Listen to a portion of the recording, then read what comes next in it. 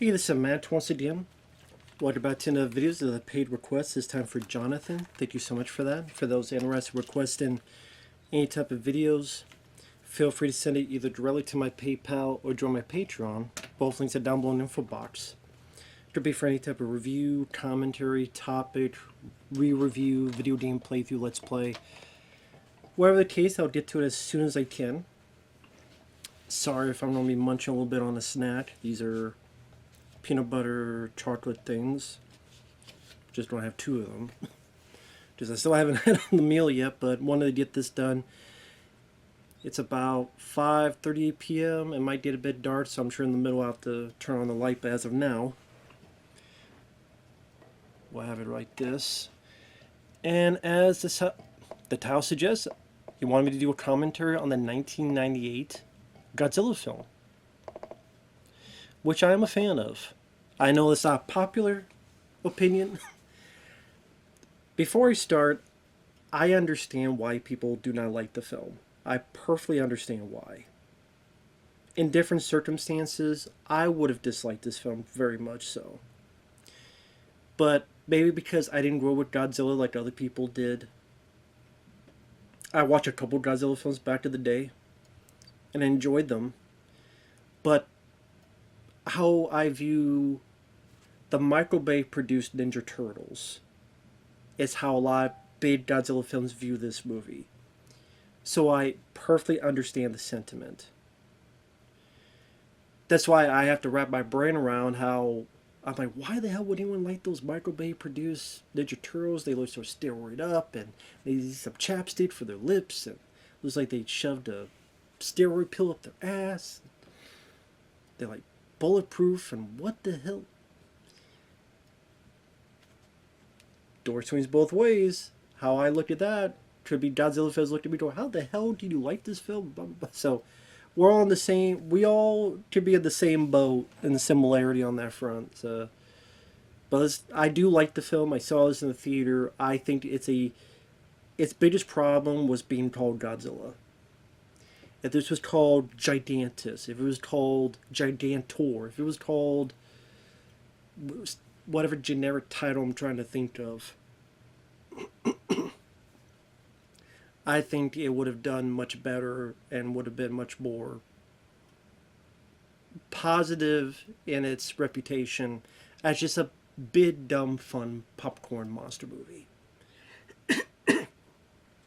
That's how I view it. But let's pause the beginning.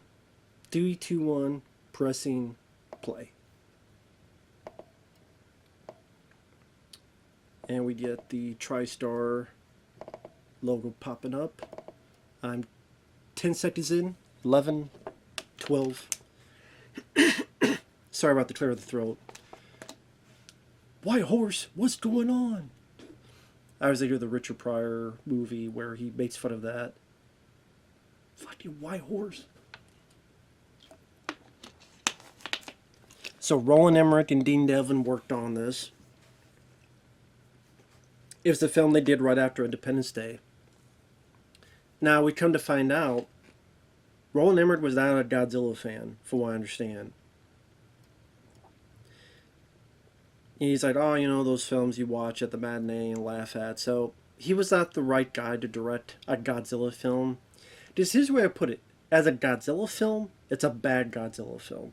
As a big budget monster film, I think it's a very fun, entertaining monster film. Big budget monster film, so I guess I'm of two minds of this. A lot of people feel Matthew Broderick was miscast. I liked him in the role. I really like John Reno. Maria Pitillo, poorly written character. She comes off as very unlikable. Hey, Azaria, I think is a lot of fun in this movie as the cameraman animal. I think he's at times fairly hilarious. Kevin Dunn, he's done a lot of movies.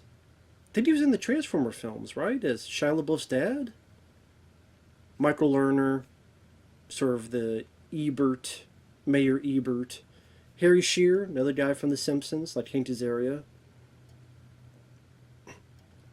I don't mind this opening of this kind of radiation type of footage. That's going to be the future Godzilla there.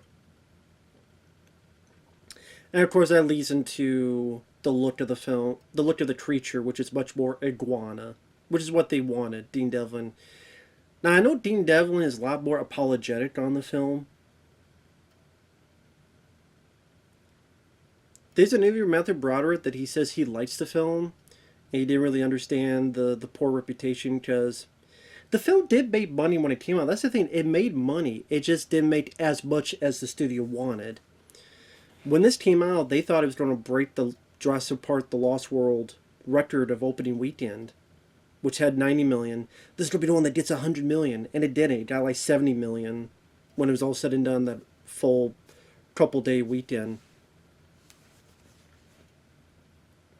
To tell you, this is Independence Day, Godzilla, you had this big, I wouldn't call him dinosaur, but I mean, Jurassic Park was being successful. And America was trying to make the Godzilla film for a while. In the early 90s, Joss Whedon was going to direct it after the film Speed, but they would not give him the budget he wanted, so he went on to do Twister, which was fairly successful. And for I understand, there was a script, there was a lot action-packed, much more into Godzilla. It looked like Godzilla. Stan Winston was worked on the effects. It looked like Godzilla. It would have the atomic breath like Godzilla. Apparently the script, that one script, it was like from Godzilla's point of view or something like that. There's an egg, was it a xenomorph egg?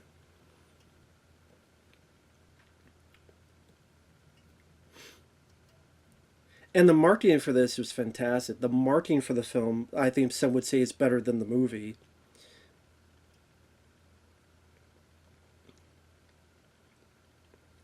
Because it was always teasing you on Godzilla. You never could get a good look. He's this big, he's this tall, you just see his foot, you just see his eyeball, you just see these little things, but you never got a look at him. And that was good marketing because it would get you supposedly intrigued to see what the guy looks like.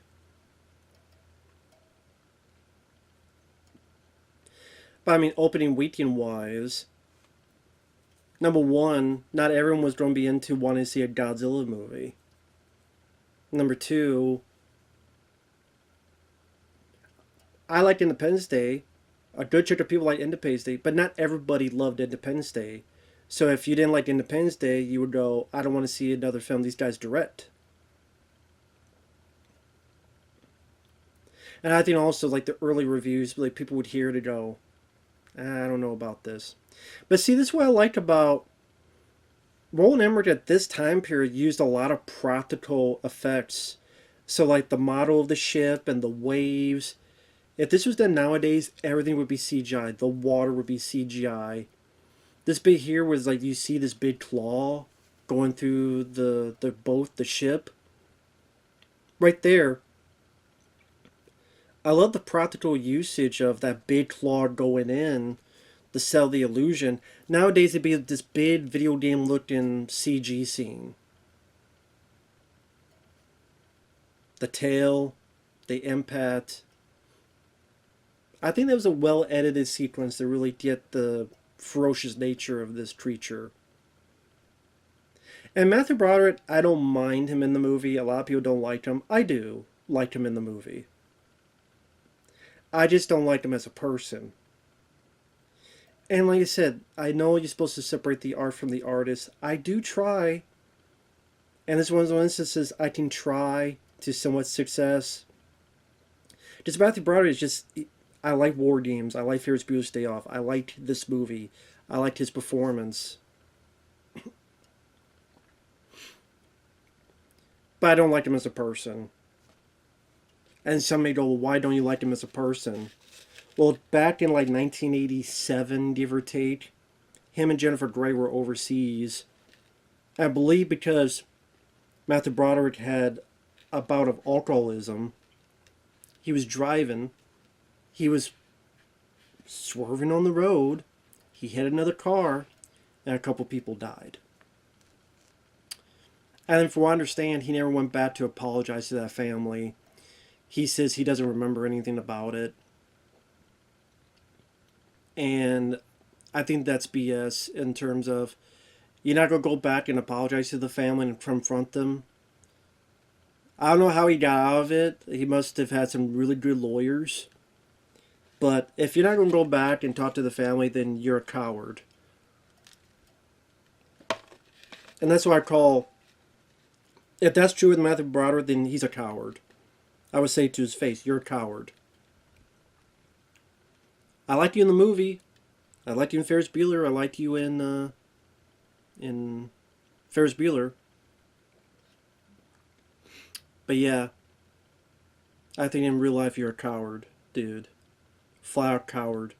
Then you're not going to go to the family and say, yeah, I drunk driving, you killed someone. No, I have no respect for you. So, like him as an actor, like some of his movies, I don't respect him as a person. He's a chicken shit coward. Now the character's name Centropolis is the same as the guy who worked on the design of Godzilla. I just they had a hard time pronouncing his name, so they make that a running joke here. Here's John Reno. One of my favorite parts of the film, especially later on when he's standing in America with chewing gum, like Elvis. Love the king. He doesn't have a whole lot to do in the first half of the film, but in the second half he really comes into his own. And I like John Reno. He was in Mission Impossible. He was in Leon the Professional. This is where we hear Gojira or Godzilla. Which I know nowadays, technically it's canon with the Toho films, but they call them just Zilla. Just like they put it, they took the god out of Godzilla. And you see it get killed in Godzilla Final Wars. When Godzilla, he fights like 18 monsters in that, and a lot of them are like 30-second battles, and one of them is against Zilla.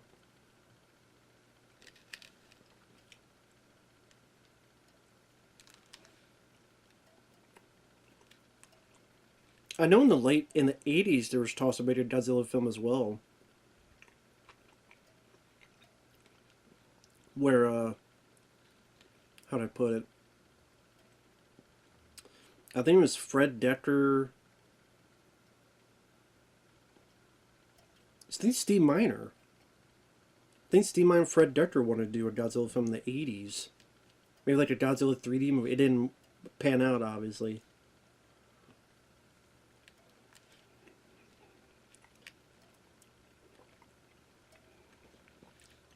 There's Kevin Dunn.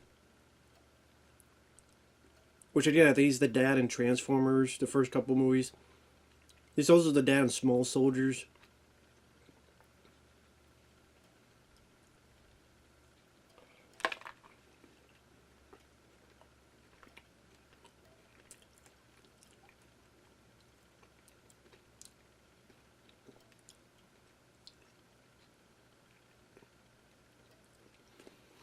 One of the things I like about the film, I think it does have a great scale to it. Even this whole setting here where you have the broken down debris of the barn and stuff in the back there. You have the big footprints we don't see in a little bit. Oh, he stand in the middle of a footprint. You're in the middle of it. Here you go.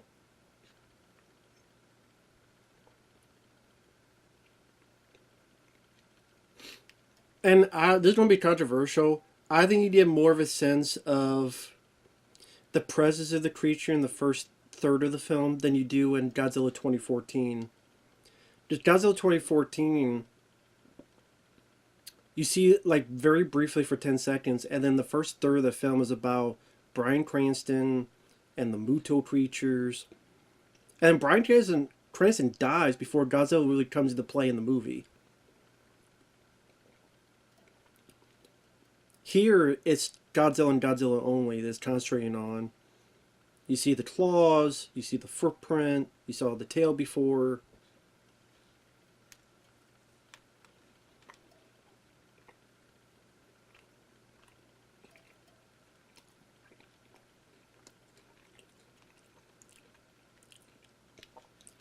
And one of the common complaints a lot of Godzilla movies is, do we care about the human characters?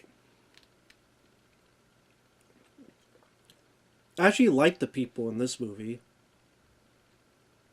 because they're quirky, and I think that's one thing that Roland Emmerich and Dean Devlin do. They do well together, is to create these characters with like a little bit of a quirky humor. Did that in Independence Day with Will Smith and Jeff Goldblum and Judd Hirsch, where it's like a less juvenile version of Michael Bay. There's not as much, dick jokes and piss jokes and stuff like in Michael Bay's Transformers.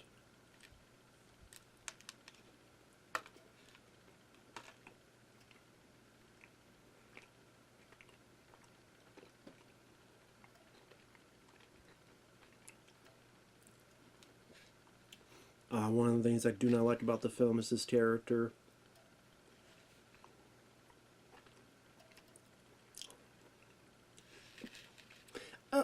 I like the way the movie's filmed.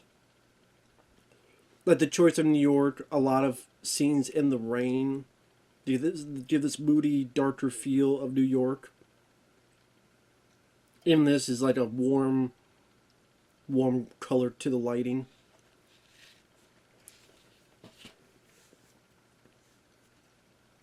Oh, that guy by Harry Shearer. I think that's the guy in Die Hard that tells John McClane, squeeze your toes. Oh, he's not there anymore. But I swear, if you go back, the guy that was with Harry Shearer, I think he's the guy at the beginning of Die Hard on the plane. Trust me, just squeeze your toes.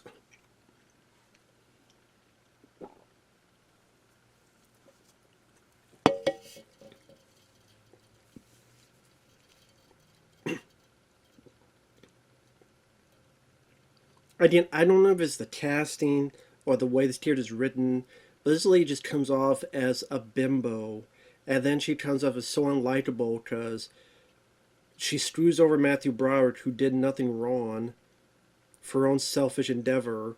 I don't think she ever did anything to worthwhile to fix her betrayal. And again, just if she does, it's a bit too late.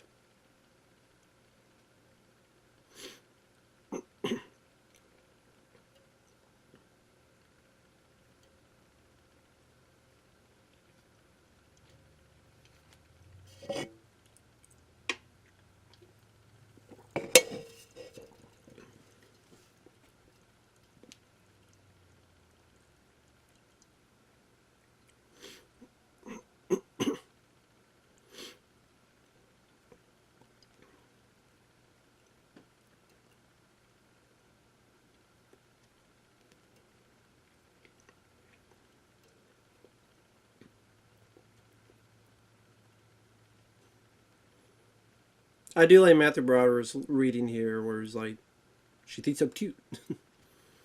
It's like a little personality thing that I don't mind. Left here. And also just that simple shot of the helicopters behind the two of them gliding up, and a lot of this stuff here, I don't know if it's like model work or what, how it all came about, but there's a sense of physicality there.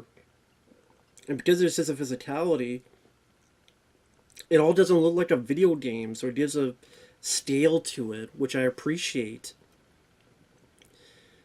I mean, people can get mad at me, but when I see the Godzilla X Con and all those trailers, everything just looks so fake and so just CG landscaped, and I guess I'm just so sick and tired of seeing that. Because films like this, like I see this sense of scale here.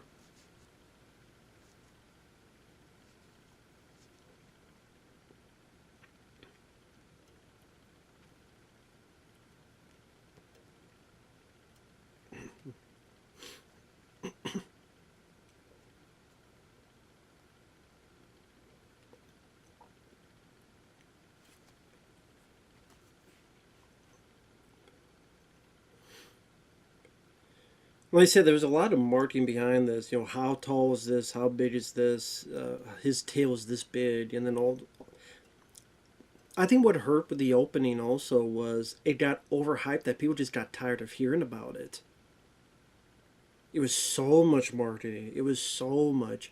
And then the funny thing is, it was trying to be secretive on what Godzilla looked like. And what happened was, I remember, I'm, let's see, it was 98, so 15 years old, being curious. This seems like my kind of movie. Oh, I don't know what Godzilla looks like, what they're going to do with it. I go into Walmart, and there's a toy of Godzilla right there, and I see what it looks like. I'm like, oh, okay, that's what he looks like. So, if you're in a Walmart, you see the Godzilla toys and stuff, it's like, oh, that's what he looks like. So, I knew what he looked like before the movie came out, because the damn toys. So all that mystery marketing didn't matter if you went to a store. You would see it clear as day. So there you go.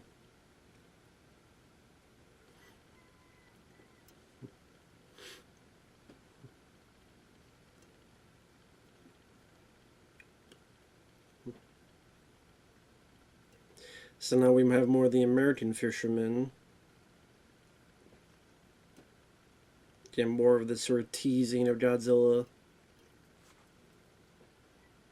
But I do think it goes by a pretty good pace. We're 18 minutes in, and we've had the first appearance of Godzilla with a fishing boat. There's going to be the second appearance. Maybe try and do a little bit of the Jaws effect. Less is more. But you're seeing its impact. You're seeing how strong it is here to pull 3 of them. Not 1, not 2, but 3 of them.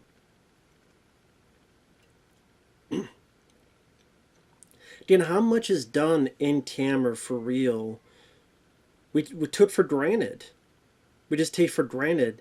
Because every little thing now will be CGI this, CGI that. And I just notice, and it takes me out of the movie. There are films that have it that I can enjoy for a variety of reasons, yes. But sometimes you just get so sick and tired. Like here, it looks like they're pulling a real boat into the damn ocean. Either some really good model work, or it looks like they really pulled 3 damn boats into the water.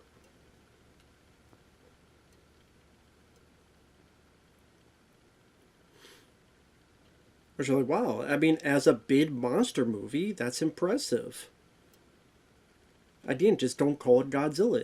Like I say, if you call this film anything but Godzilla, I don't think it would get as hated. I really do not.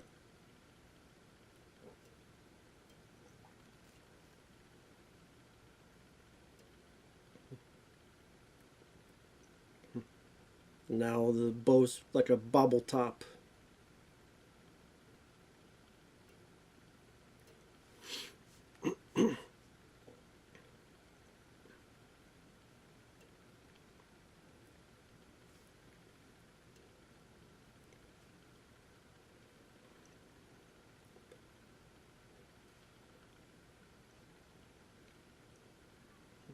They were pulling under. There you go.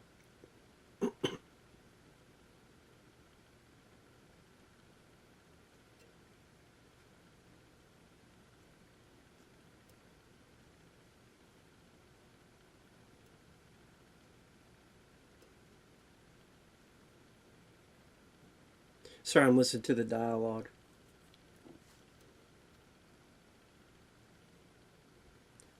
Like I said, it was Matthew Broderick had done a few years ago on Gilbert Gottfried's podcast. Is when Gilbert was still alive. May he rest in peace.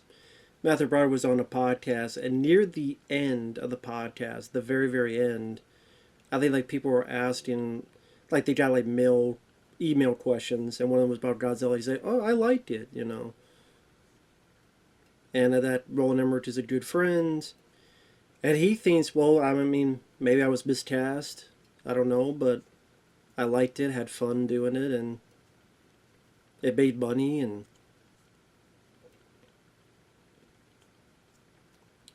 I would like to ask him about it, but at the same time, I would not want to be in the same room to be asking, hey, that those people you killed, how come you're not going back to the family? How come you're, you know? being a chicken about it. Ah, the Twin Towers. Of course.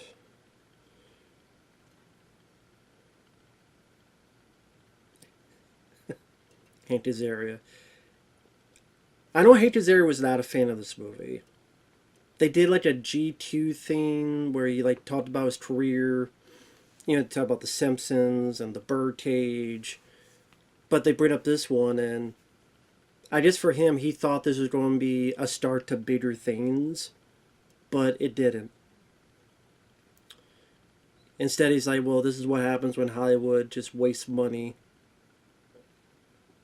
So he's not a fan of.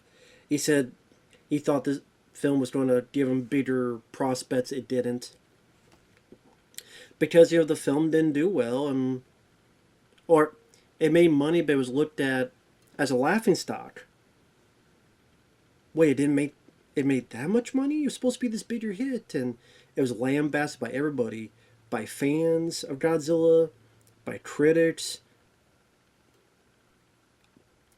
I think we're coming upon the age where there's a lot of people like me, 15 years old and younger, who saw this as it is, a big budget, fun monster movie with some impressive bottlework special effects, some quirky characters like John Reno and Hank Azaria, some nice technical achievements with the bottlework, like in Independence Day,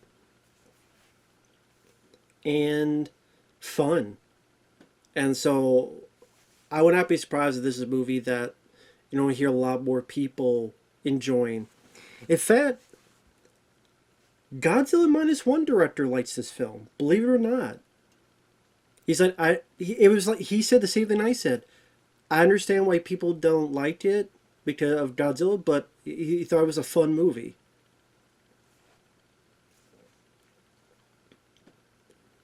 Now, of course, this scene was very big in the teasers. The fishermen and the waves coming up. It's a great setup for a monster.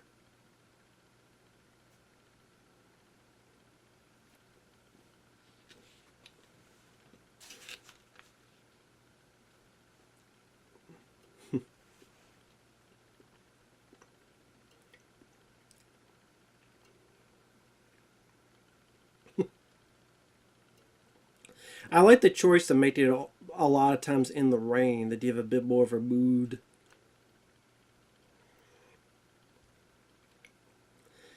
I mean, you can't deny one thing. They definitely give a scale to the creature in this movie.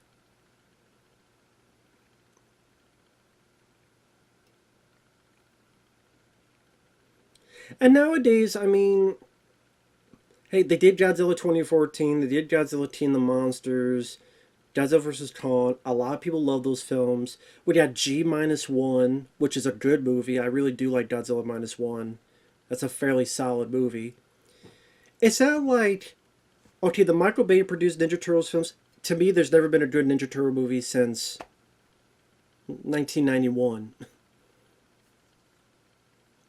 They have done a bit more serious. You've gotten Godzilla. So that's why if they did like really good Ninja Turtle movies, for example, I'd be probably less hostile on the Michael Bay produced stuff because I'm like, well, they're not for me, but we haven't. But at least Godzilla has gotten his time to shine, at the very least. I love the addition of having the teeth be practical and to go into the truck. That was a nice touch. To show a bit of the illusion.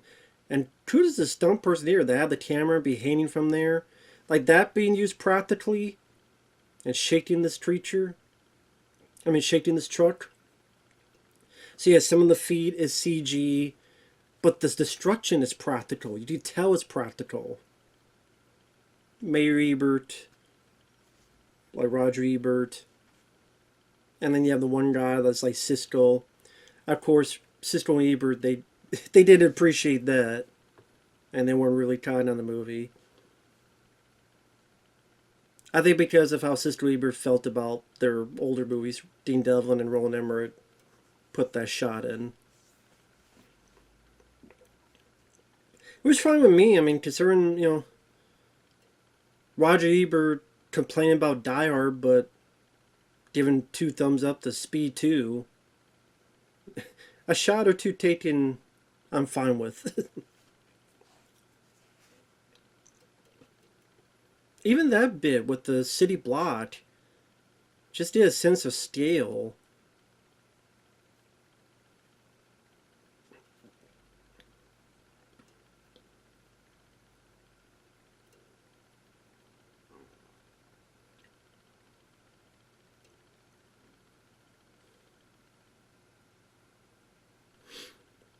That's Nancy Cartwright there.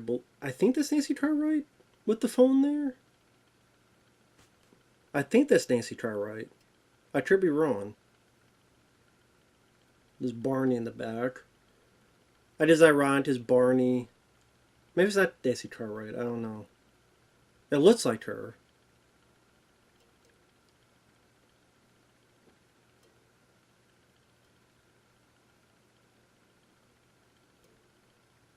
That has to be Nancy Cartwright. That sounds a bit like Bart.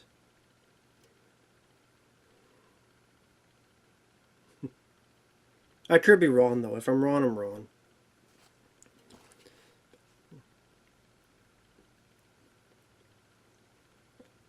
Now, Roland Emmerich and Dean Devlin, I mean, I do like some of their early work. I haven't seen Making Contact in forever. I do remember seeing that when I was a kid. I love Universal Soldier. It's my favorite film they've done. It's one of my favorite Van Damme films. Universal Soldier is a great one. Stargate, I don't mind. I have issues with it, but I don't mind it. I do Twilight Independence Day. That's my second favorite of theirs. And like I said, I do like this one. You have The Day After Tomorrow, which I thought was okay, in particular the first half. I like 2012 as a fun, over-the-top movie.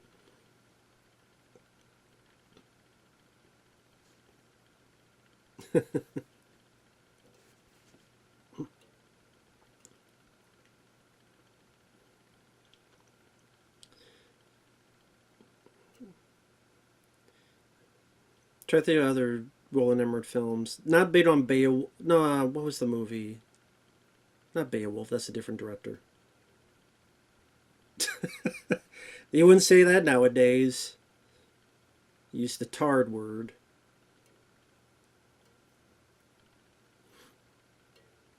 I think what helps is that the camera is low a lot, so you see seeming steel Godzilla from us, the point of view. I think this is a funny bit. This is definitely a memorable one. Almost getting stepped on. His reaction, especially.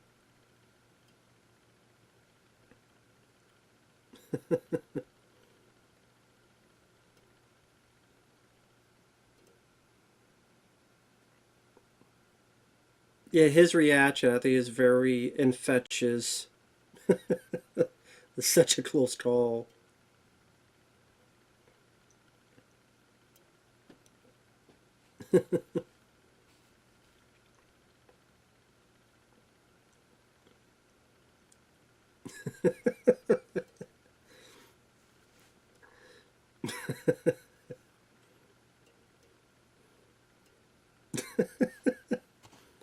And I will say, like, watching it, the CG on Godzilla doesn't hold up. But again, that's one of the issues with CG.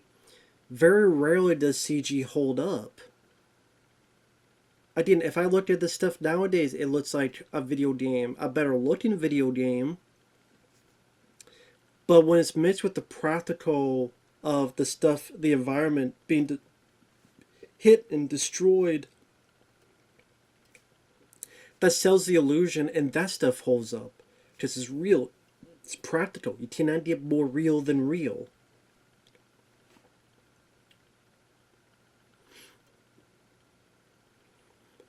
I was mentioning Roland Emmerich. After this film, I think, was it The Patriot? Which I did like The Patriot with Mel Gibson. That was 2000, 2001. Then The Day After Tomorrow, the first half is okay. The second half, not so much.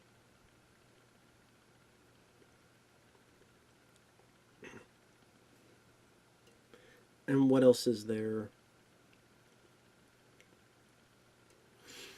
I like White House Down.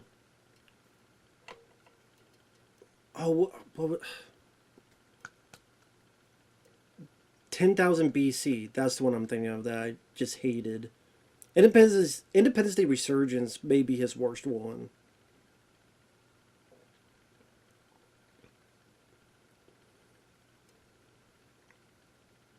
Yeah, a little bit of that Godzilla War.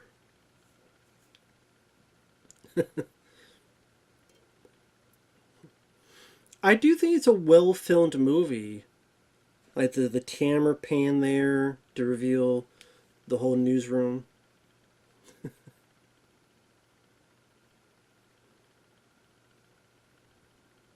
That guy there, that's the guy in Dyer I was talking about. The guy talking with the checkered shirt. The beginning of Die Hard. Squeeze your toes. I'm a little tired.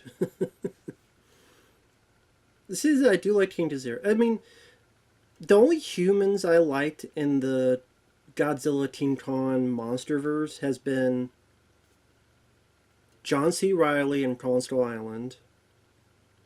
Maybe Bryan Cranston, but then they killed him off stupidly in 2014 Godzilla, which was the biggest mistake that film. Well, the second biggest, one of the biggest mistakes, that and the cot tease of Godzilla throughout the entire bits. So, again, I find this film much more fun and action popcorn way. And I did a lot of the last third of the movies like continuous action. The chase with Godzilla, and then the little Godzillas that were like raptors, and then the big Godzilla getting pissed, and the whole cab chase scene, and getting into the creature's mouth. I remember seeing this at the theater, and I thought when they blew up the building and all the little baby raptor-like Godzillas were dead, I like, oh, the movie's over. When the big creature came back, I went, oh wow, and then it got another like big action scene. I remember like, yeah.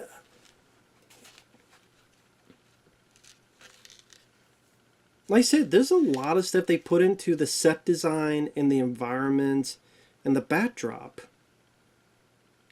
Even those helicopters, they look pretty decent, and you know the way the buildings are. Now I will give you. Okay, I gotta mention this. Port MetLife. I will give you this. It doesn't make a whole lot of sense that a creature that big can somehow hide in the city. Like, how?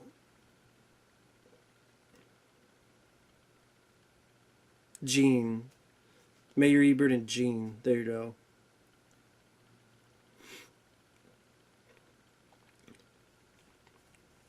But to me, watching that just seems playful. But yeah, I understand that complaint. Trust me, I understand it.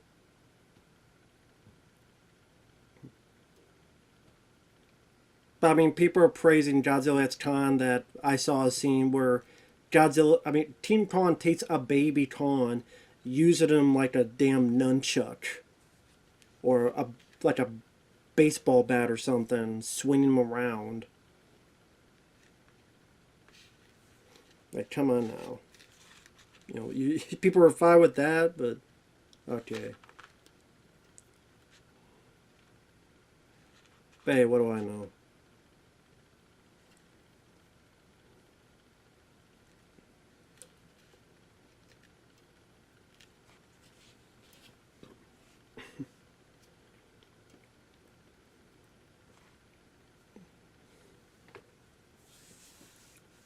No, someone took your ID.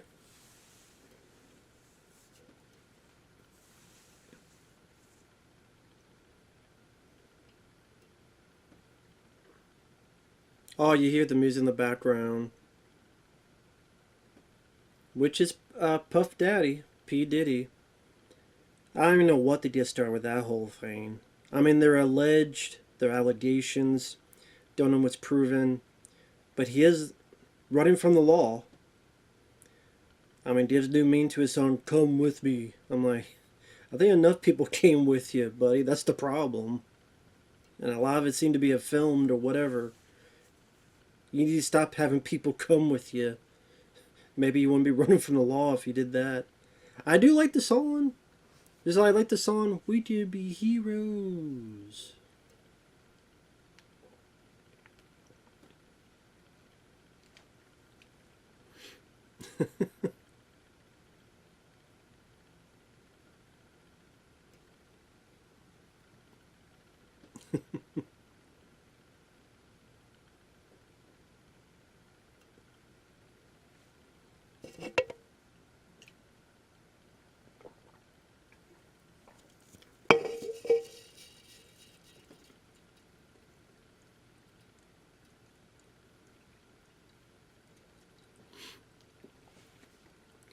I do like,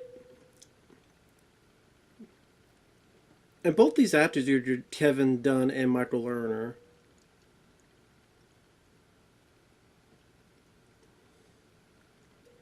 And Kevin Dunn works well in this. Like a more calmer Paul Sorvino, who was in The Stuff.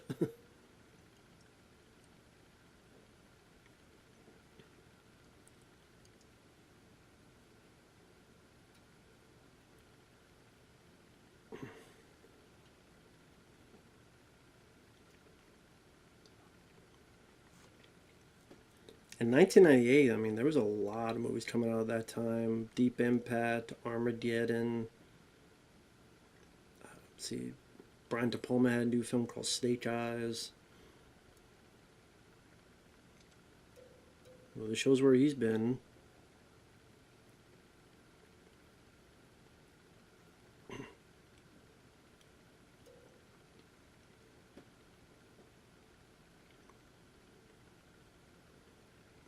Well, I mean, that answers the question where he's been hiding.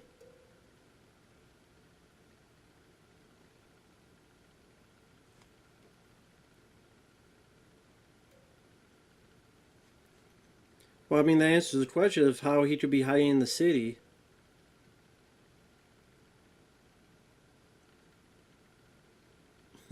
How we don't do that?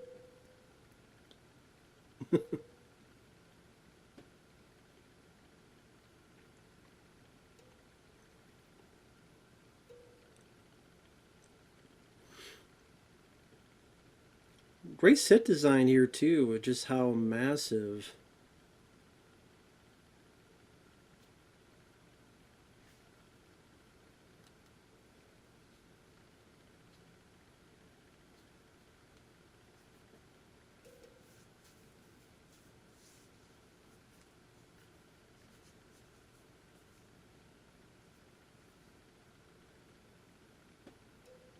Yeah, I know that's one element that people did not like is they treated him much more like an animal, which is what Roland Emmerich and Dean Devlin they did on purpose. They wanted to go in that direction, and I can understand why people were not big on that because they look at Godzilla much more praise, much more. I don't want to say worship, but I totally get it. It'd be like, okay, if they made a Ninja Turtle film, but the Ninja Turtles were the chuds, they were just four animals that just were monosyllabic and like, what the hell? What are you doing? That's a bit different because those are actual characters. I never really thought of Godzilla as a character, but I did it. Like, I think changing the design of Godzilla was the biggest mistake they made, and taking away the atomic breath. There's a power breath, but they should not have done that. And like Dean Devlin, again, he admits that was a mistake.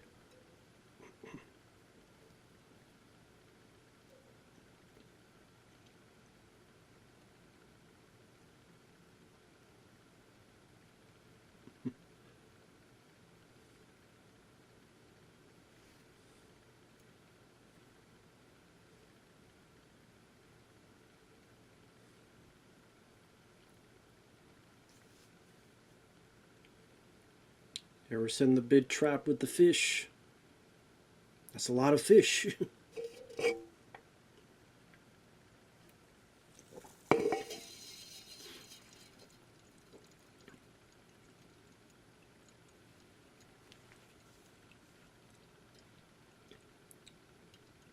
If you wonder what I'm doing, I'm looking up trivia for this.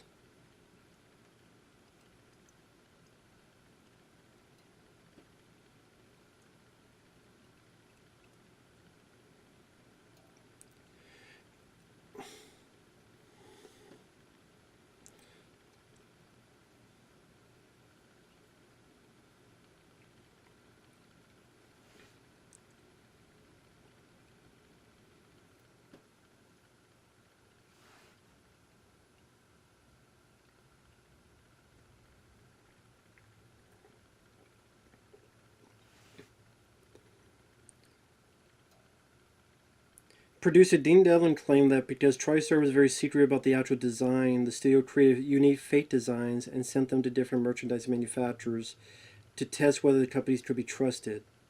Fruit of the Loom leaked images of Godzilla on the internet on November 97. They lost their license to sell any Godzilla-related apparel. The mold maker who was hired accidentally based the Godzilla design on one of those fakes. When the mold maker found out about that, he destroyed the designs but forgot to destroy the mold as well, which was then discovered and taken pictures from. However, when the official design was eventually revealed, it turned out to be essentially the same design as the alleged fake leak. Apparently, Steven Spielberg tried to talk Emmerich out of making the film, considering a silly idea for Hollywood to try to remake Godzilla. He didn't bother seeing the film, saying the only Godzilla I saw was the one with Raymond Burr. I purposely stayed away from seeing TriStars because I didn't want to get anything between me and my favorite memory of my favorite Godzilla movie of all time. Roland admitted he did not like the original Godzilla and only agreed to do the project after being promised to be able to do whatever he wanted with the series. Jan de Bont, the previous director, grew up a fan of the character. The producer Robin Freed described how the team that took over Godzilla was one of the worst cases of executive incompetence I've observed in my 20-year career. One of the golden assets of our time was managed as poorly and adeptly as anybody can manage an asset.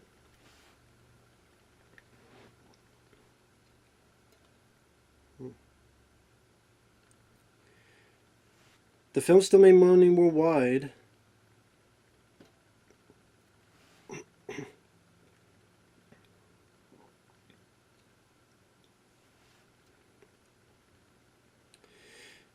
Filmmakers of Toho Studios, they didn't have anything against the movie, they were just disappointed.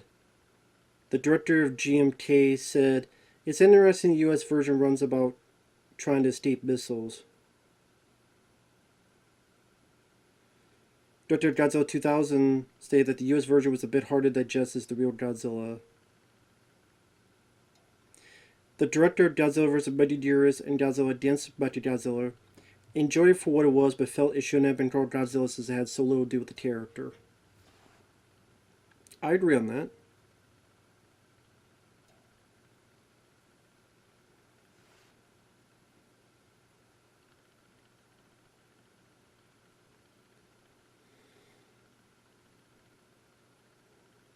Here we go.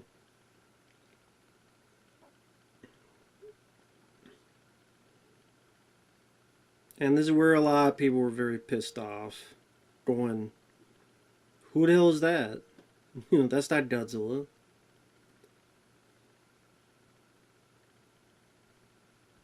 I don't mind the look and design of the creature, it's just...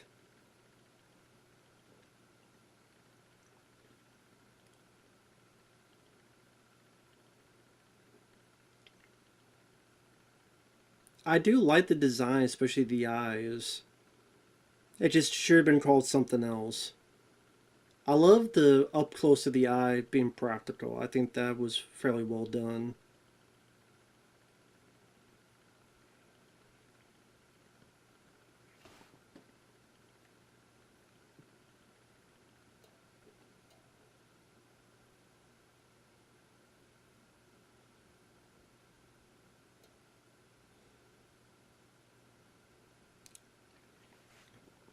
Perry Toho gave TriStar a 75-page dossier of what they can and cannot do with Godzilla's character, including Godzilla's origin has to be tied to nuclear accident.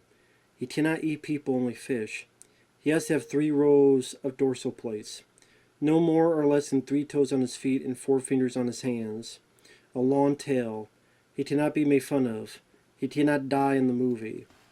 They were disregarded as creature designer Patrick Tatopoulos never received this list. The designer only got a few specific instructions. Emmerich wanted Godzilla to be able to run incredibly fast and not resemble a dinosaur too closely.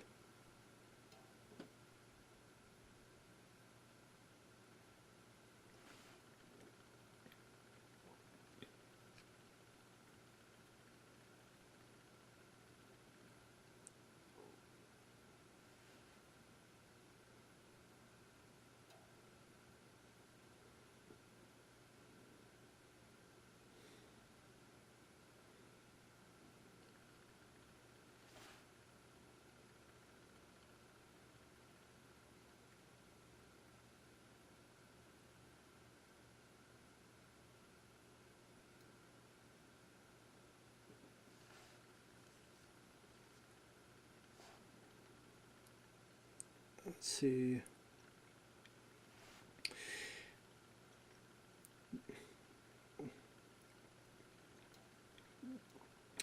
I'll get back to that in a minute.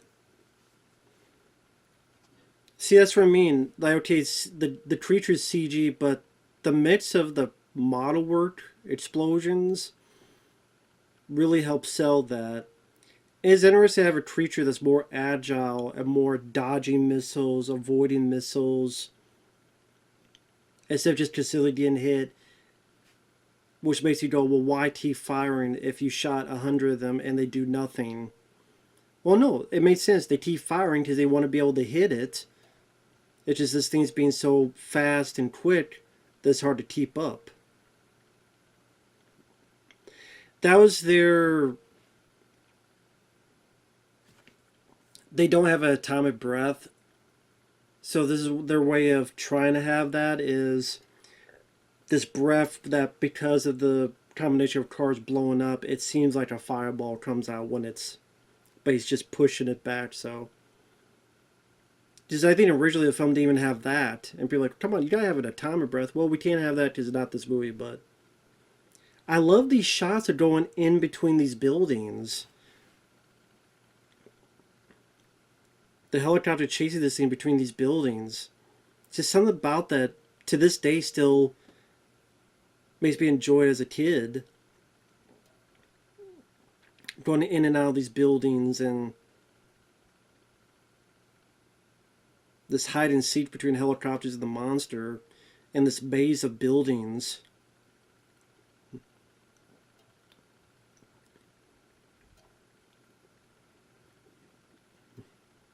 And they're doing great model work. The mix of practical helps in these scenes so much to really sell the illusion.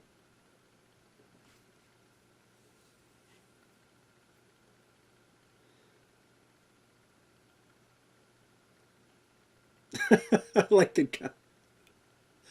Ah, damn.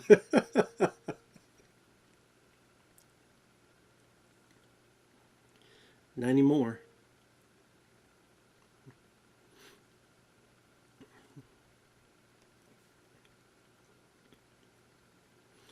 Of course, a nod to the monster who's back to the day.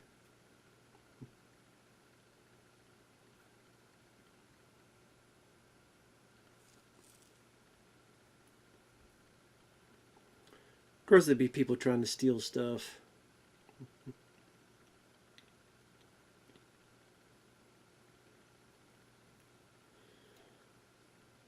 I just think like a camera, like they built like a model. How massive this model would have been to have all these buildings and to move the camera around. And then we're going to put this Godzilla in afterward.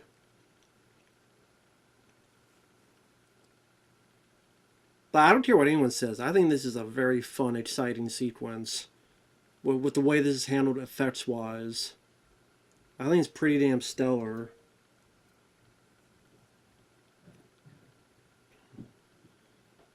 More so than any action scene I saw in Godzilla 2014 or Godzilla King of the Monsters.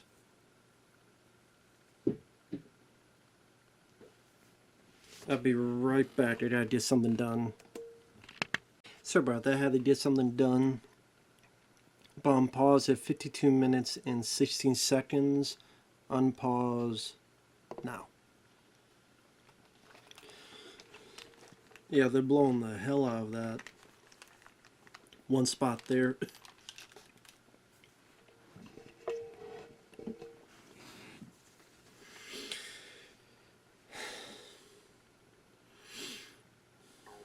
Ah, there you go. Psych.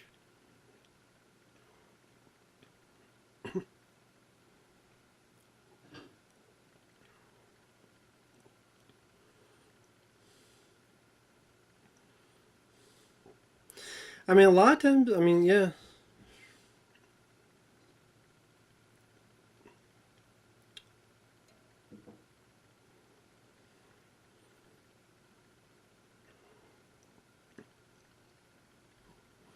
Again, it's just the camera angles they use, the mix of the model city and the helicopters going in and out, how clever the creature is.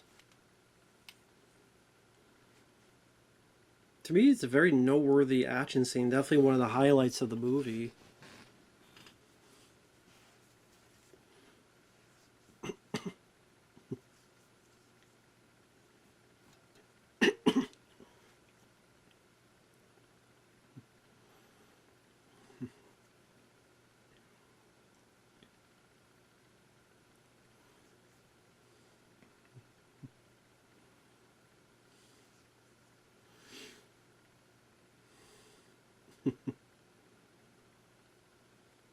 What's the guy say? We did nothing? Oh, we fed him.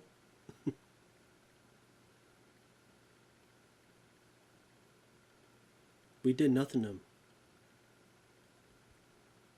We fed him.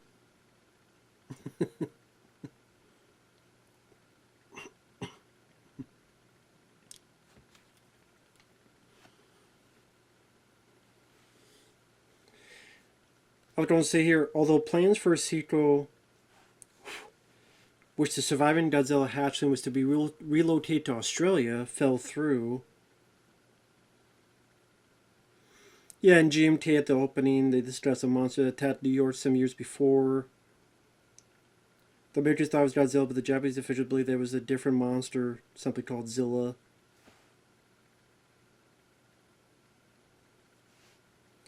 The movie was not given test screenings because they wanted to keep it a secret. The studio later deemed this to be a mistake since none of the movie's faults were fixed for the theatrical release.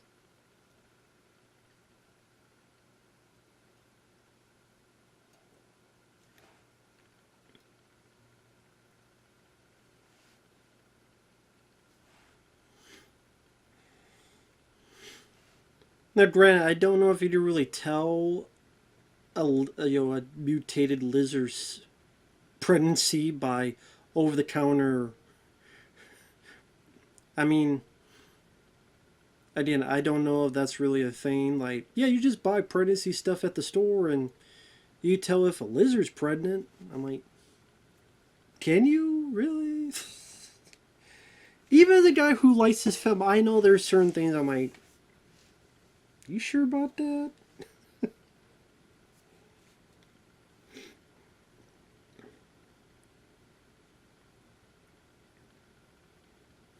Roland Emmerich has since regretted his decision to direct the film. He still takes pride in how much fun the audience still has in watching it.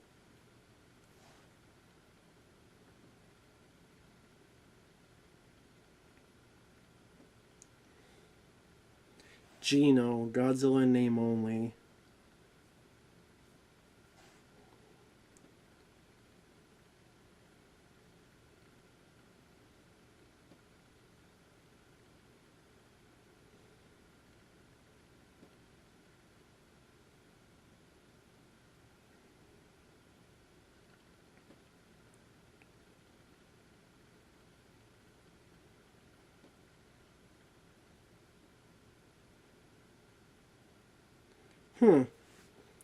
Although the movie underperformed in America and Japan, it was highly successful in many international markets, becoming the third highest grossing movie in 1998.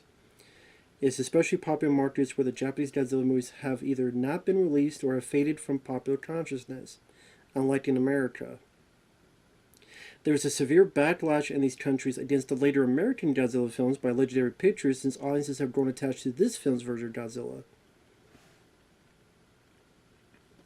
In Sweden, this is the most well-known Godzilla movie, and the original films had been obscure before their inclusion in the Criterion Collection's 2019 Blu-ray set. It's a beloved cult classic in Hungary, where the Japanese movies are still unavailable. Its 20th anniversary was celebrated at Sony's Hungarian summer screening event in 2018. It's the most popular Godzilla film in Ukraine, where the Japanese movies are considered poorly made and embarrassing. German audiences have mocked the legendary films as they falsely believe them to be unfaithful sequels or remakes. Shin Godzilla were ridiculed for taking Godzilla's back to his roots because audiences considered Roland Emmerich's... I mean, I don't know if all this is true, or... Like, how did they get all this info? I mean, I would laugh. I'm like, cool.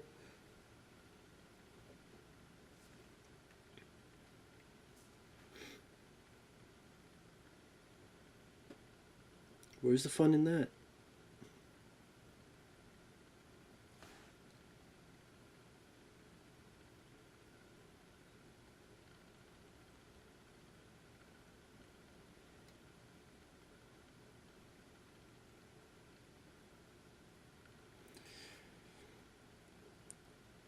So in the 90s, James Cameron was originally offered and passed. Tim Burton was tenanted for a few years. Joe Johnston's name bandied about. Paul Verhoeven was going to direct, but he passed on the project. Jan de Bont was attached, but his budget was $150 million, higher than the studio was willing to pay. Jan de Bont would later criticize Sony since Emmerich's film would go over budget and be more expensive than the film he had proposed.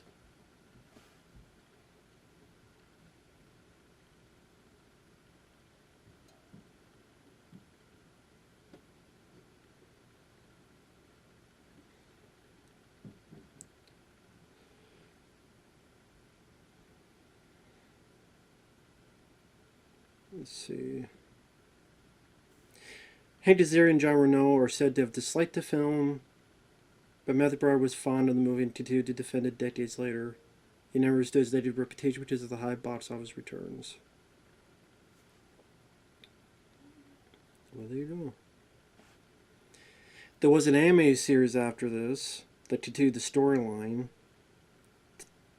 Centropolis discovered the egg accidentally that survived the destruction of the nest, and the creature hatches imprints on Nick as its parent.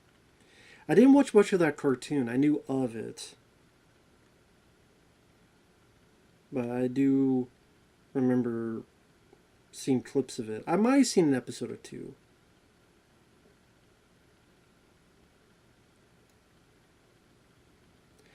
Since Sony's studio executives saw the movie 3 weeks before its release, they recognized it was not what they hoped for and expected it to bomb, was why they pushed the marketing so heavily for it.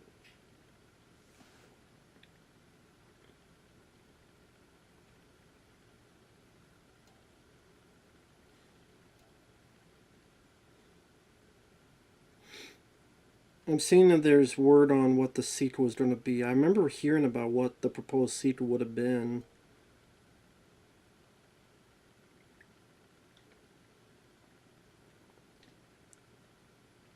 Let's see.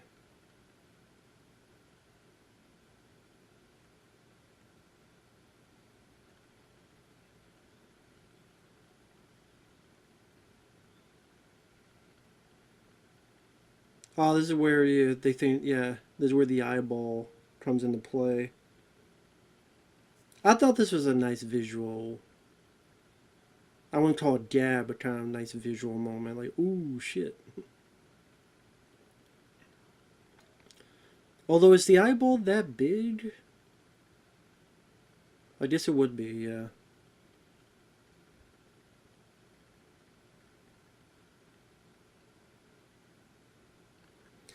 Of course, how a creature that big could be that damn silent moving through the tunnels, I have no idea. You think you would hear the equivalent of earthquakes plowing through. You would think, for a creature that big.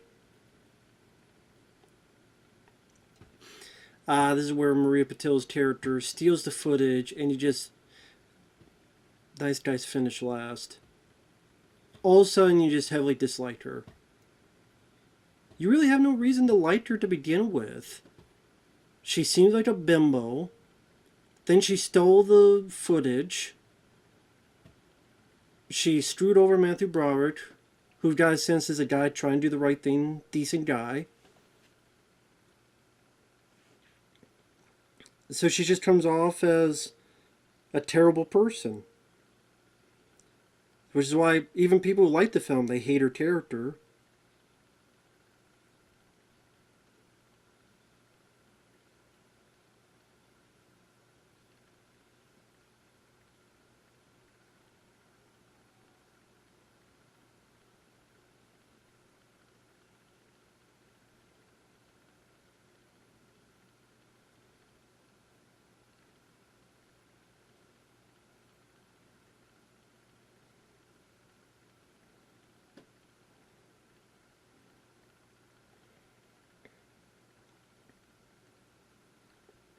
I don't want to...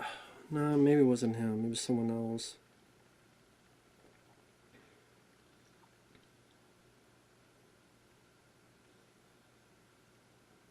God, I'm sorry I keep looking at this. I'm trying to see if this has anything about the sequel.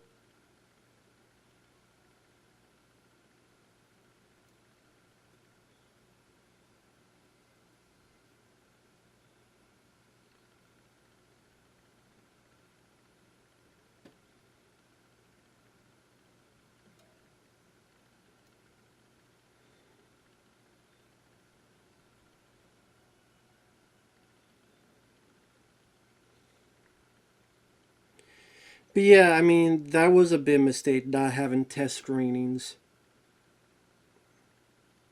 That was a big mistake, because they would have seen how audiences are like, who the hell... Because look at, for example, Sonic the Hedgehog. Imagine they did a test screening. Imagine they had the same response as Sonic. In fact, that's what would have happened. If this film was coming out in today's age, the look of this would have been leaked. I guarantee you. It would have somehow been leaked, and the anger and the what the fuck would have been the Sonic level of that first trailer. Then, and that's the truth of the matter. Like I said, if this had come out in today's age, and the look of Godzilla would have been leaked out, there would have been such anger, such fervor, such rage, such mind-numbingly... Like, people would have lost their minds. And again, I can understand that.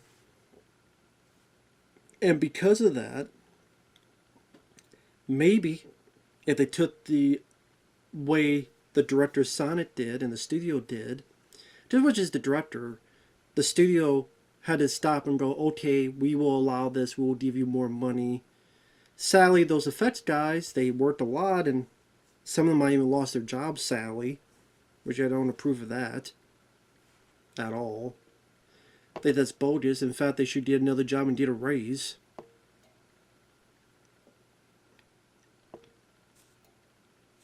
Just my opinion.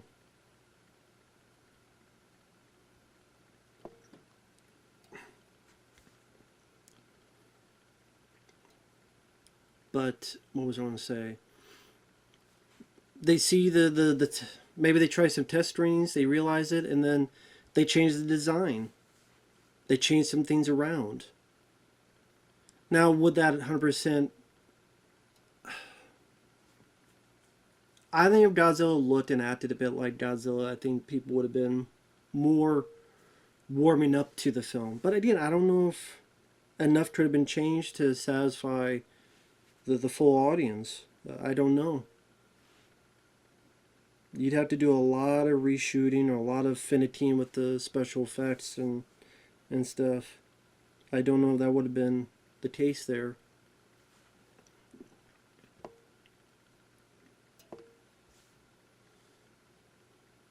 I don't mind this girl. I thought she was a lot better, and I think it would have been better if...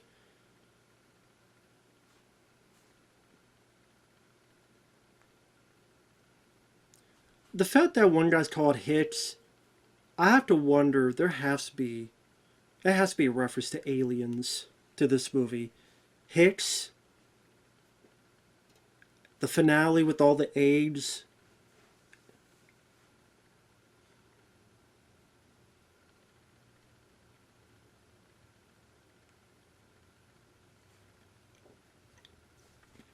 Imagine if Matthew Broderick just went up and punched her in the face like the ending of Leviathan. Better. A lot better. Nick, how do you feel? Boom. Yes. Yes. You got him fired.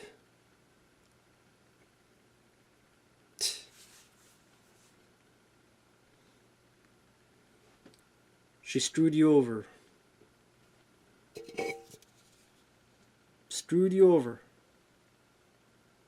I don't give a rat's ass about you. Good for you. You're not reported because you suck. I mean, maybe it's not the actress's fault. It's just she was given a bad part. I like the other characters. This is a badly written part. You are failing. Now shut up, bitch. Yeah, I'm a face. I'm gonna hit you in my car.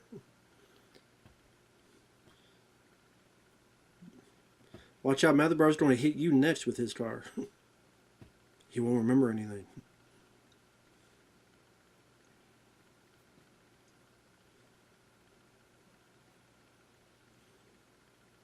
But at least it's refreshing that it's the girl that screwed up and not the guy. So a lot of times it's like, oh, the guy screws up, but he's got to fix everything. It's refreshing that it's the girl that screwed up and it's the mess up. And because nowadays it'd be, oh yeah, of course it's the guy. The guy would of course screw over the girl because guys are awful. So the fact it's the opposite. It's just refreshing.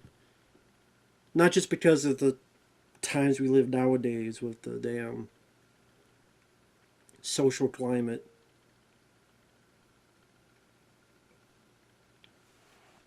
So we're going to get a bit more into John Reno, which is enjoyable.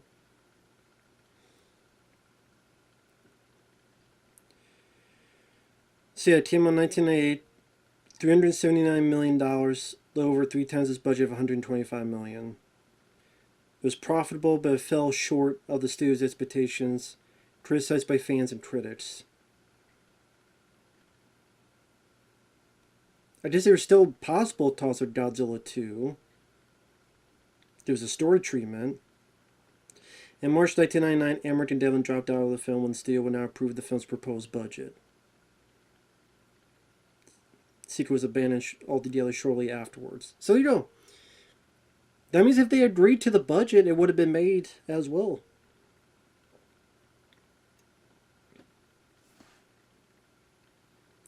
Sony's rights to Godzilla expired in 2003.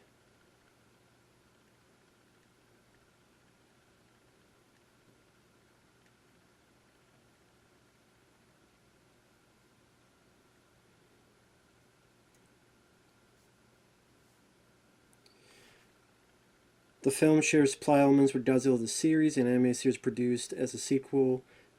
Godzilla's lone offspring imprinting on Nick and defending humanity from other monsters, as well as the presence of Monster Island. It would have taken place in Sydney, Australia.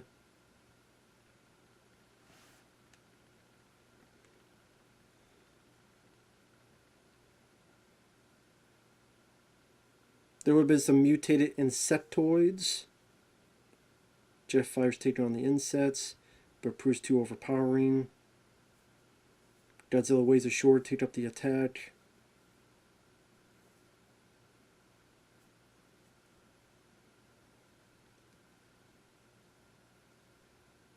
Looks like here there would have been actual atomic fire breath. It's even in the script here.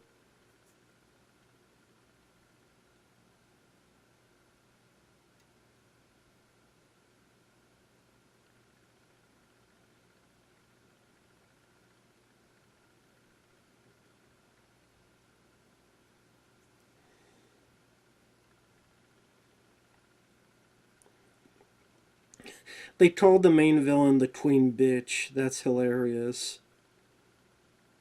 The queen inset. They literally call it the queen bitch. I actually find that pretty hilarious. I actually would like to have seen this movie. Especially if they learned and said, okay, somehow it evolves into looking more like the original Godzilla, and then we got the time of fire breath and all that stuff.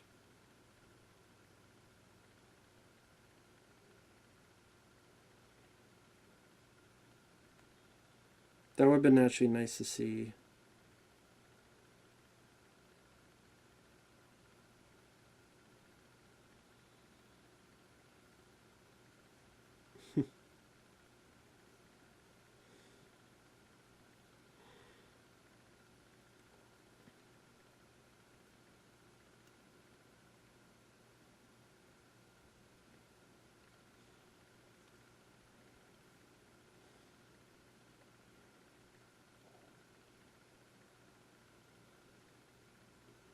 I'm going deeper underground. I remember this song too. I had the soundtrack to this, and I actually liked the soundtrack. I do remember this song. I'm going deeper underground. Ba da da da da da da da. Yeah, what'd I do? I didn't fill it with anything.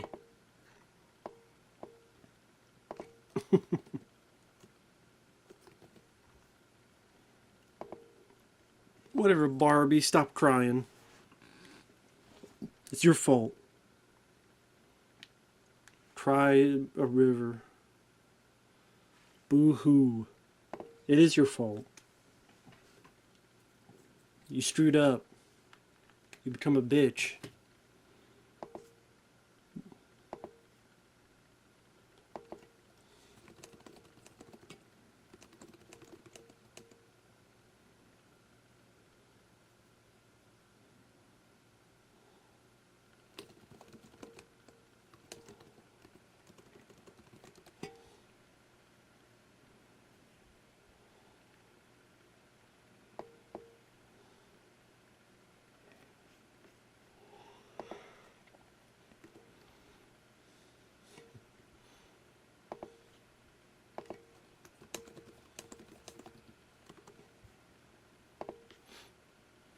I did like the Hank Azaria's like, yes, it is your fault.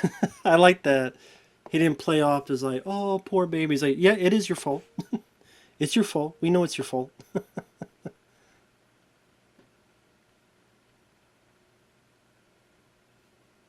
So I do appreciate that. So yeah, it is your fault, bitch.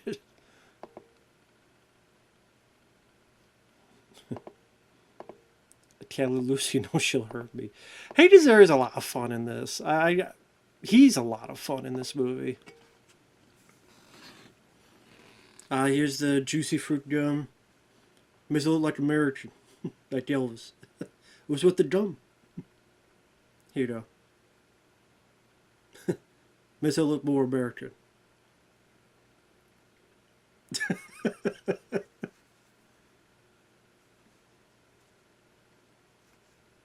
Oh, yeah, when he starts talking, he starts to sound like Elvis.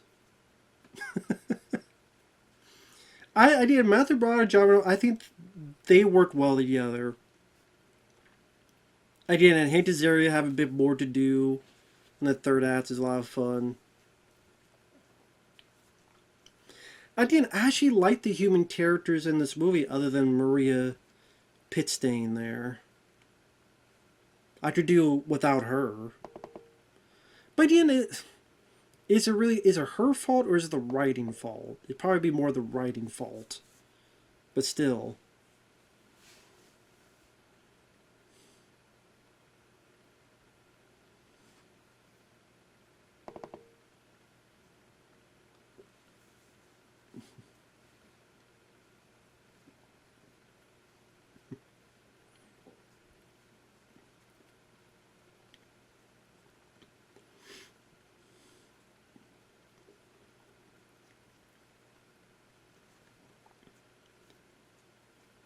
The story isn't too bad either.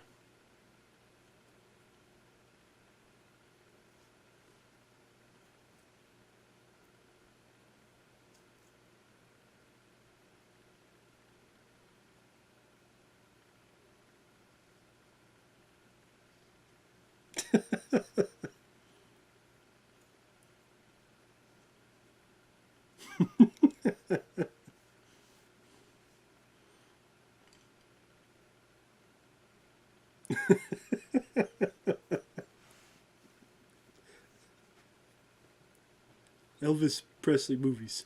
He's the king. See, because it's playful. Just something about that. I think it's the casting, especially. The casting, I just have a ball with people like John Reno and Hank Azaria. Just kind of unique casting for this kind of movie.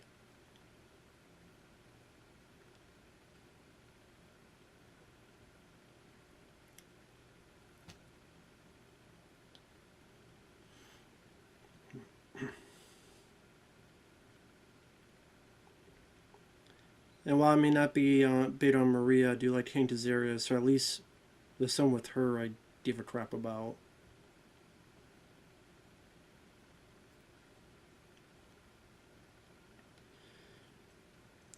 I think I could be wrong, but I think in the Hank Azaria interview he also talked about how the conditions, because it's either a lot of rain or you're in the water and these dark tunnels here, stuff like that. It wasn't really the most fun. So just for him, it's like wasn't the most fun physically. He didn't have a whole lot to ad lib comedically, and on top of that, like you're doing all this stuff for a film that seemed like nobody liked, that underperformed, critics hated, fans hated. So I could see maybe an actor going, well, that was a waste of time. You get paid. I mean, I'd like to get paid to be in this film. So.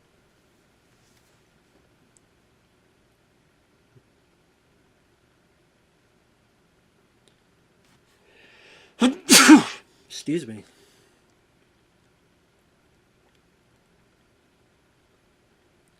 This is what I'm talking about. Would you be like little earthquakes? You have Godzilla running around here. I was talking about it'd be like little earthquakes. There you go. That might have been a practical effect. Not this, but when he crashed through, that might have been practical. I could be wrong.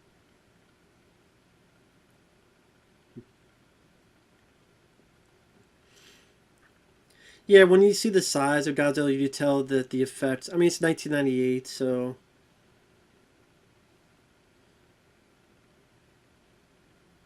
2000. Wow, 26 years. Is that right? Yeah, last year would have been 25 years. Last year would have been 25 years. So yeah, 26 years now since this film came out. That's crazy. 26 years. I feel old. I feel very, very old. Some bitch. It's been 26 years since this film came out. I just, as a popcorn fun, I don't think it's that bad of a movie on itself. That's the thing. Michael Bay's produced Ninja Turtle films. I don't like it as a movie as all, let alone a Ninja Turtle movie. Megan Fox is annoying. Will Arnett, I didn't find funny. The action scenes I thought were lame. The music, I didn't mind that one song at the end. That's it. The score I thought was forgettable. And then everything about Ninja Turtles pissed me off on top of that. I mean, the RoboCop remake and the Total Recall remake and a lot of other stuff I find much more offensive for me personally.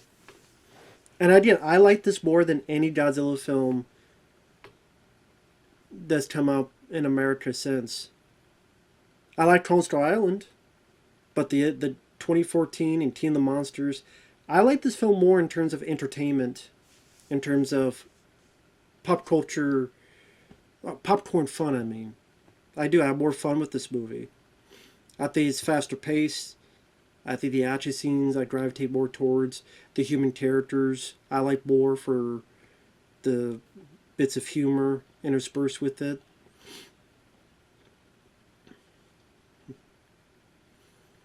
I think the way it's lit, like the lighting and the model work is really good.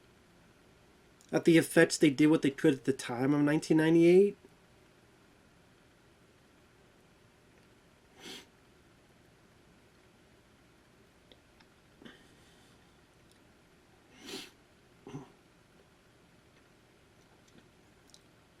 Like, that shot doesn't look that bad right there.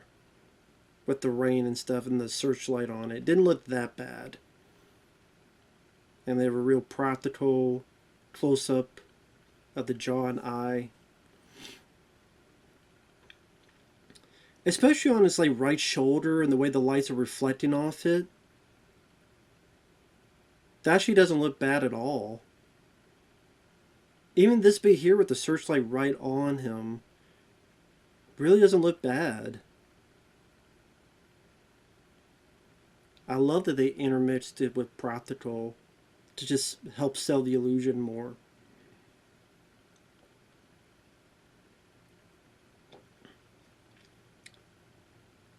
Like, that one shot there looked better than a lot of the other shots.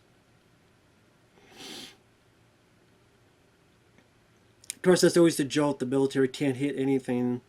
The battle's useful with stormtroopers. Now look how many helicopters there are. Jesus.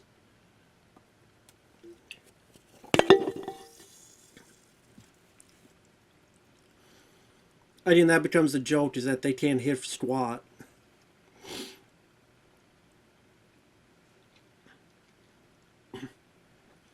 But then if they did, then they would get into the whole, well, how come it won't kill the thing? You shoot it 10 times, what's the point of shooting it another 100 times? You can always get those questions too.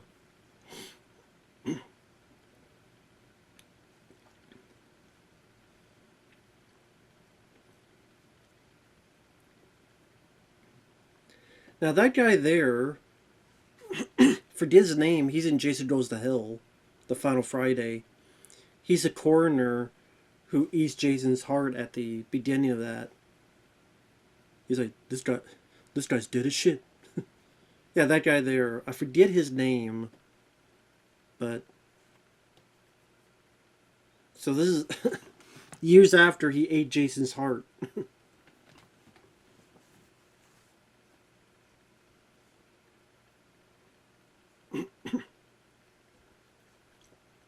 Was he also Rocky 5? Didn't he play the daunting wannabe? Touch me and I'll sue. Touch me and I'll sue. I think it was him too in Rocky 5. I think that is him. And Rocky punches him. Sue me for what?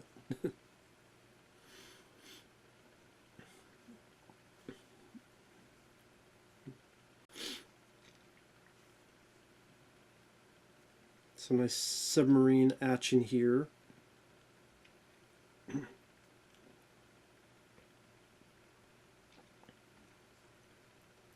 Oh, doesn't he move them right back to the sub?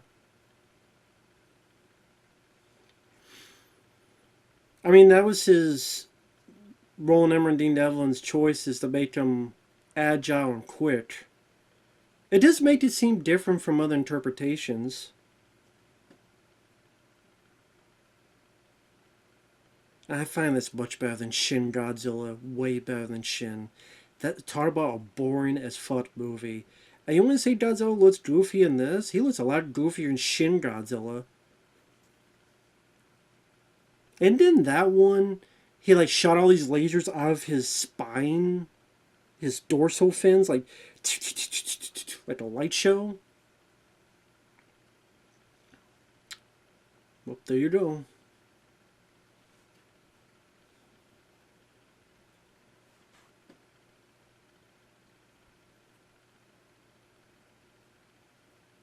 Yep, there you go. Got one sub down.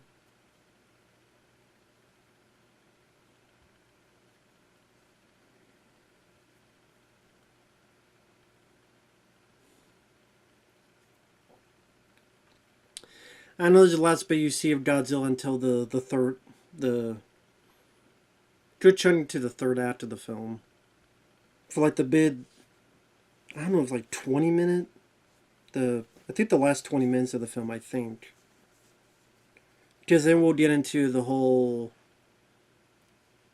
little baby raptor Godzilla and Madison Square Garden.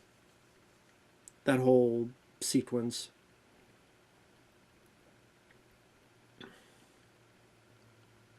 Because, yeah, you assume Godzilla's destroyed. Which, as a 15-year-old, I should have known better. I think I was just getting into the baby raptor stuff. I'm like, oh, cool. And then I should have known, of course, he's not going to be dead yet. He got knocked out. They show that guy, he not knocked the fuck out. Deeble knocked him out or something. That's my bike, punk.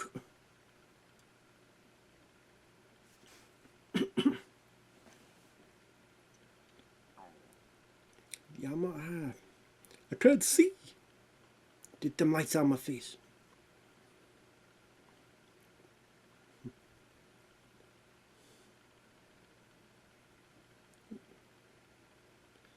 There's going to be eggs. A lot of eggs coming up. Madison Square Garden.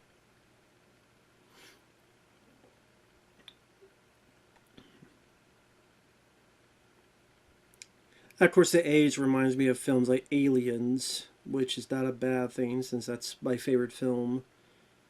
For a while, it's one of my favorite films. I would say like Hard Target and or some other. But the more I think about it, I'm like, Aliens is my favorite film of all time.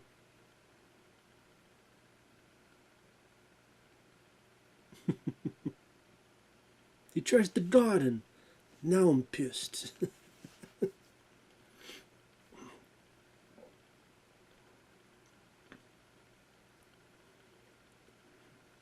Up there you go. The eggs. Which I do like this part of the movie. A lot of people are like, what? But I did like this part of the film.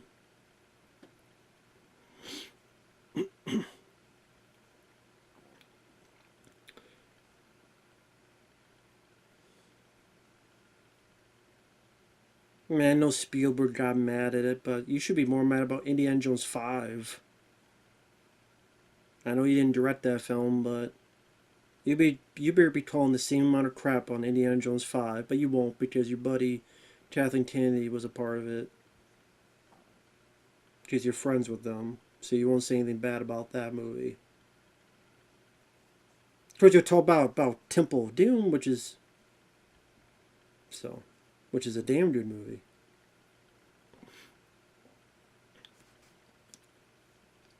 Oh, this is where you find out just how many eggs there are.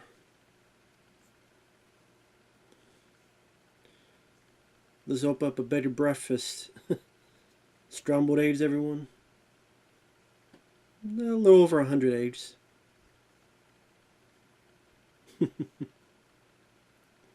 God, look how many of those eggs.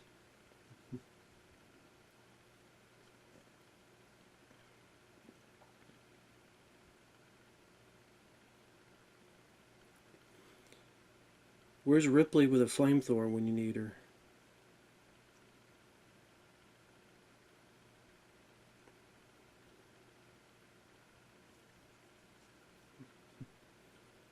Yeah, they ain't gonna have enough C4 for this.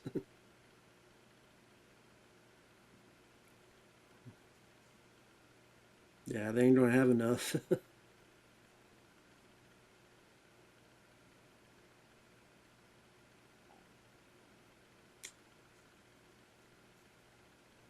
I think, yeah, they even confirmed it there. They don't have enough. They're jerking off. What do you think they're doing?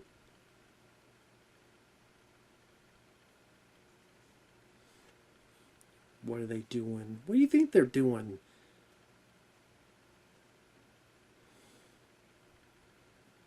They don't sit on it.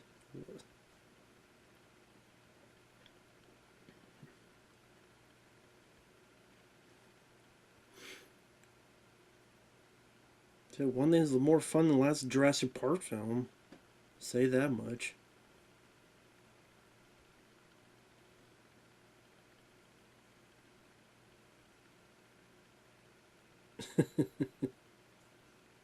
Yep, pretty damn big problem. Short control burst.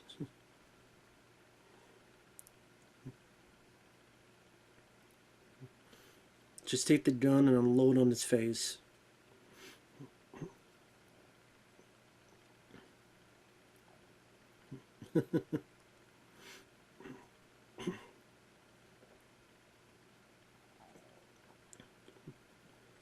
It's a bad place to be. It's a bad call, Ripley. It's a bad call.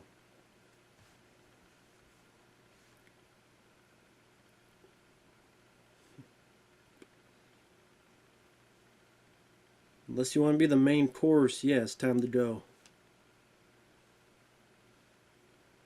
Some nice practical effects throughout this whole sequence.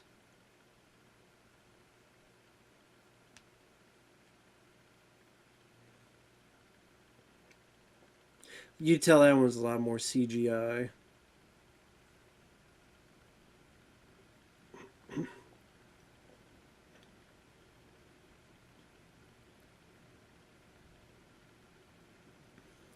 And then there's your practical. And the practical just works so much better.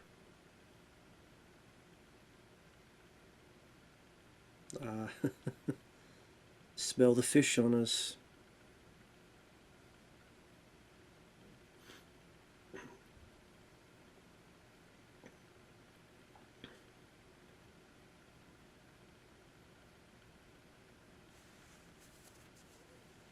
Time to get the hell out of Dodge.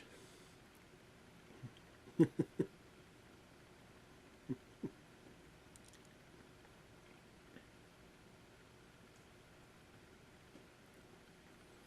would consider some of the weirder taste Toho's done with Godzilla. I mean, like, come on now.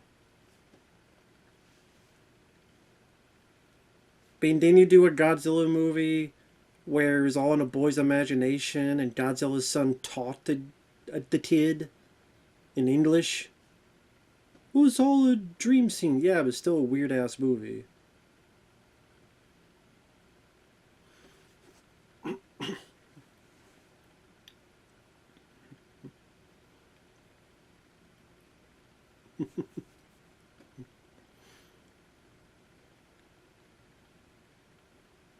I think some of these guys get eaten too. So to show the. I mean, they're not to show gore, but to show kind of these guys being business. Which is definitely some Jurassic Park raptor influence, if that's the case. Yeah, I think right here this guy gets killed, right?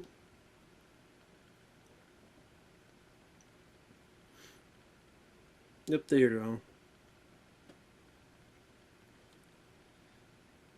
And there you go there. That is some Jurassic Park raptor influence.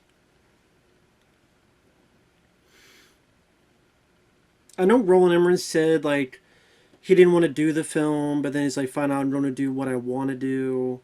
But then now he says, well, he tried to say stuff. Just say no then. That's all you do is just say no if you don't want to do it. Just say no and that's it. Not that tough, dude. If you didn't want to do it that badly. I think what he wanted was to do a Jurassic Park type of movie. Because this clearly is like the Jurassic Park 1 with the raptors.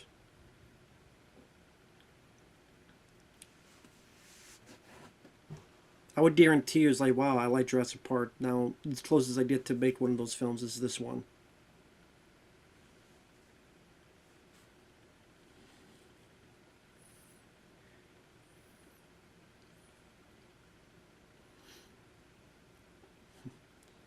Okay, I would not be waiting outside in the damn rain. I'd be waiting inside.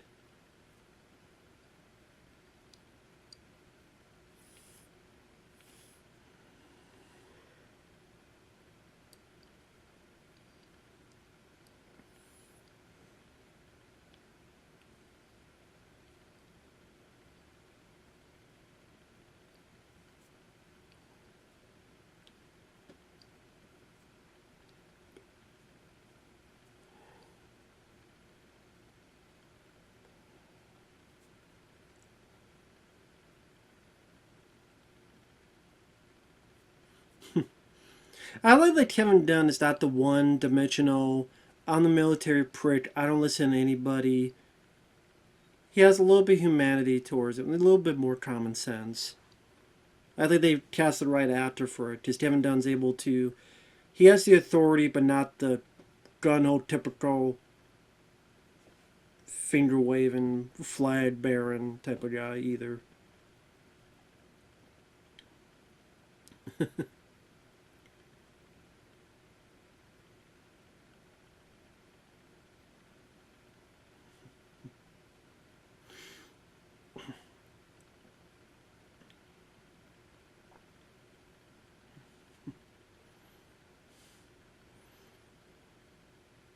If you think that phone's not going to work, I don't know why you thought a payphone would work. I guess just in... double check, I guess.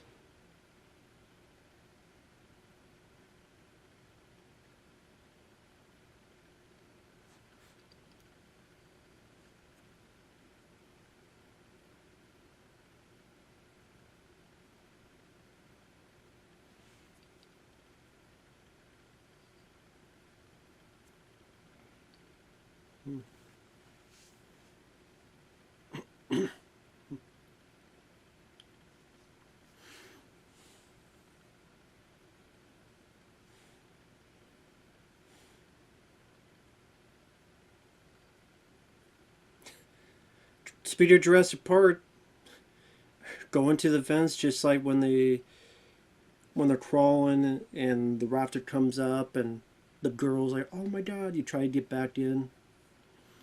Well, this guy, you know, mate, he's like one of the red shirts in Star Trek.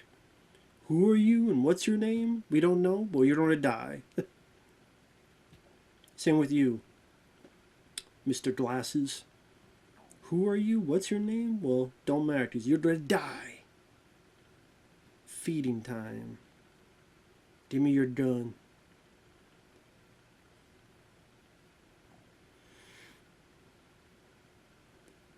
Okay, you take the gun and you aim and you shoot. Shoot. Too late.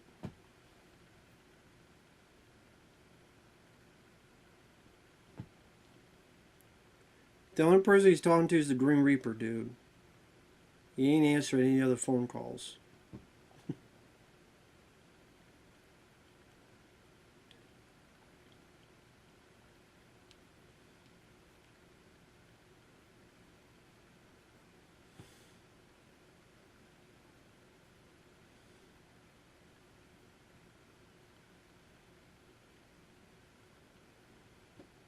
I don't know why he would stand there and then put his gun up like this. I don't know. I'd be like, just run.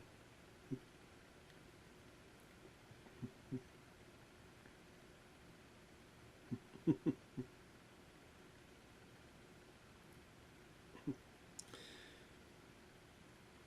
is Broderick really has never gotten to be part of this kind of movie that I think about it. Because I know in the interview he mentions, oh, it's like one of those movies where a lot of things get blown up and stuff. I like those kind of movies. So.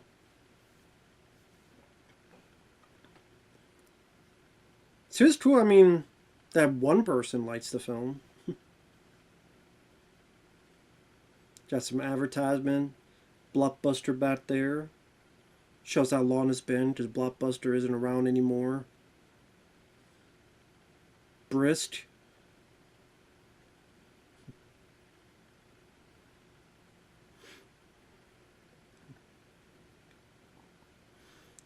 I know it's a nervous tip, but you can pump that button as many times as you want. It's not going to make you faster.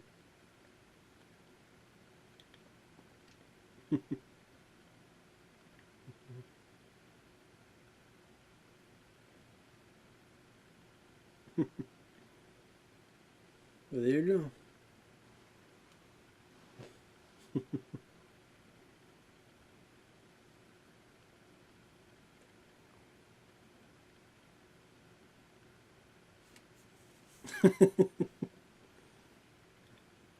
I think that's a funny scene.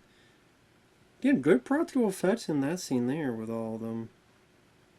Then they had the budget to make some of that stuff work fairly well.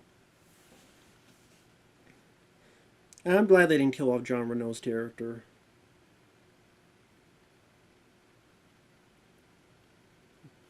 Don't they fall?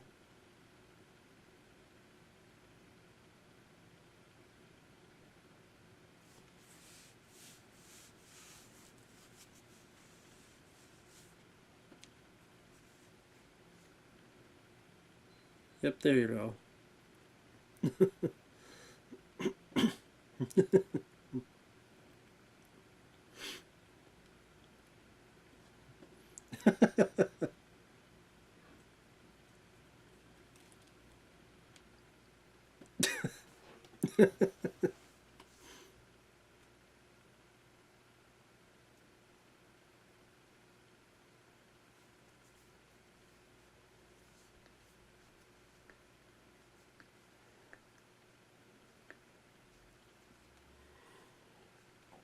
Sorry, I know I'm being sad. I'm just watching the film now, just enjoying.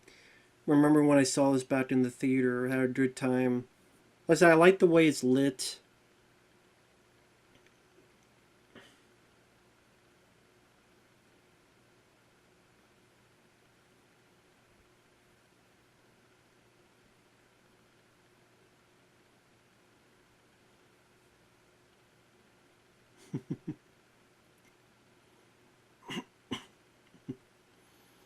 I think because, I mean, in a way that has, well, to say a horror vibe would be pushing it, but I mean, that creature feature action, teeny bit of horror vibe that I grew up with. I'll open it.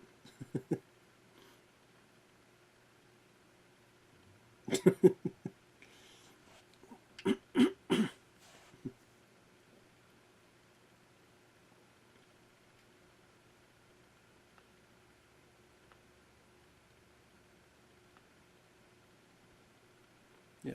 We'll do live. Fuck it, we'll do it live.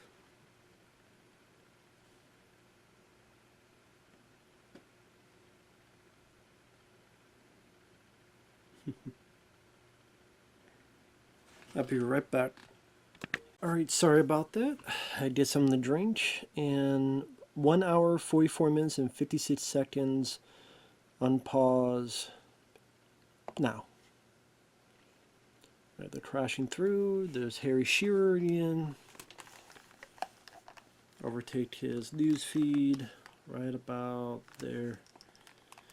Something's coming through. Madison Square Garden, what's going on here?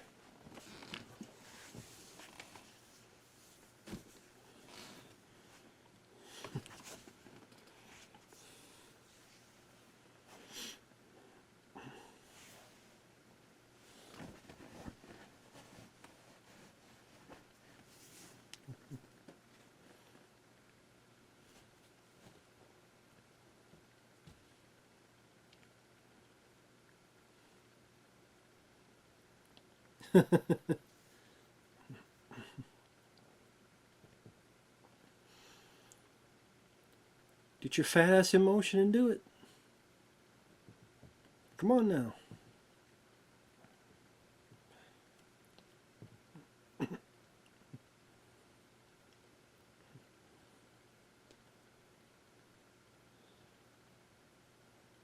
There we go.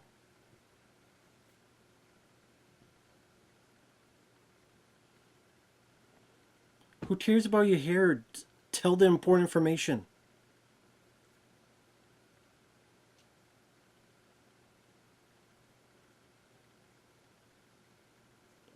Hurry up. Yes, we did it. Your cutesy romance, but we got a bit of a threat going on.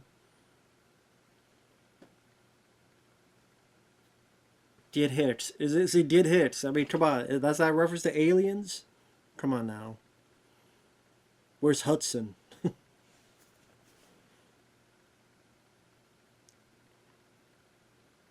Yeah, Hicks, dude. There's Hicks.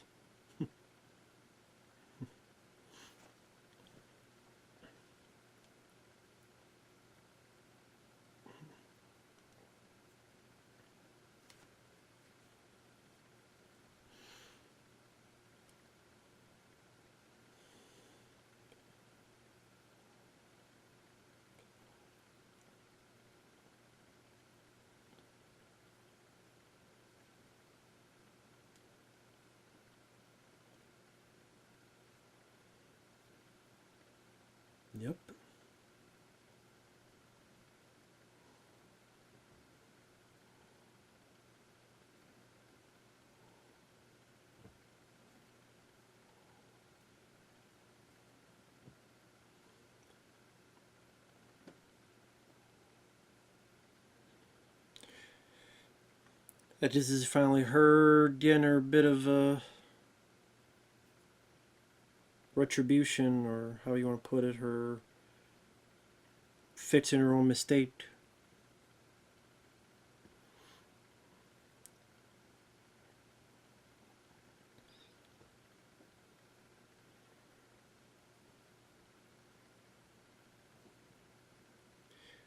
And like I said, I'm not gonna blame it all on the actress. I think just the way the tear is written just made it difficult to care about her.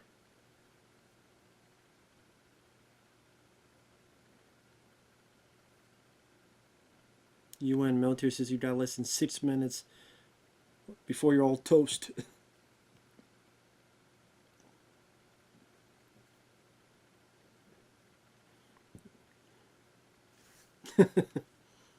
Bar is over. Time to leave.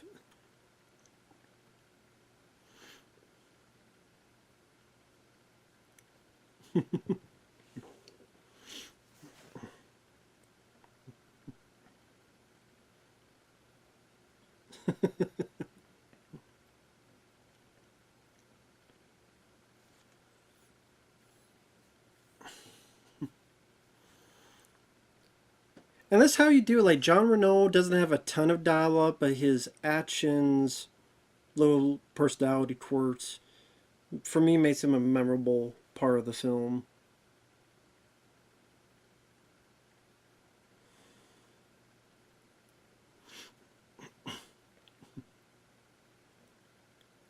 Yeah, who cares? Time to go.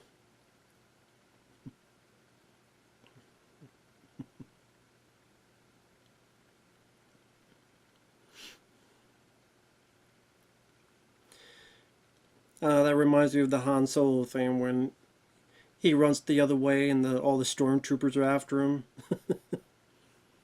in the original Star Wars movie.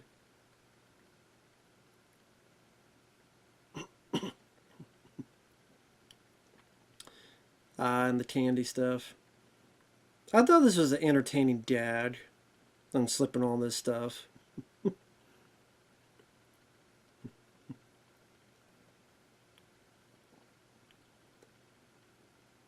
Give Broderick's character a little bit of heroic moment without being too.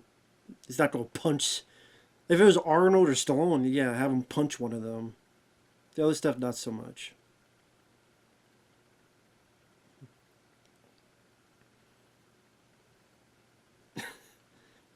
I do like Broderick's look on that. Ooh, shit.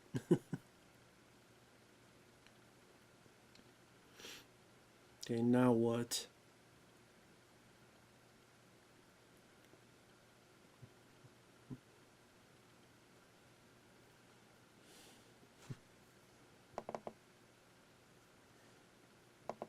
LGB. TQ? Put a light on there just in case.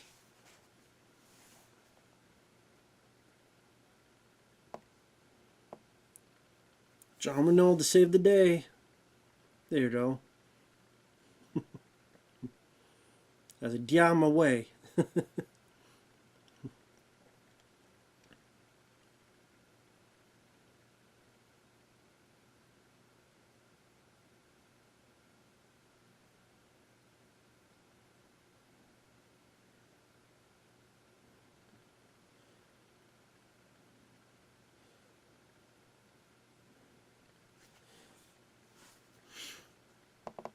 Oh, it's alright to be a bit dark, why not? Here you go, ready to blow. Great. Remember a great model? Yep, there you go. Beautiful model explosion, look at that. Beautiful explosion.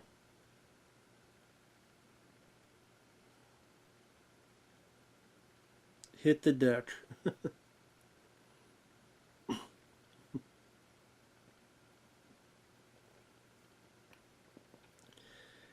Great model work on that, man.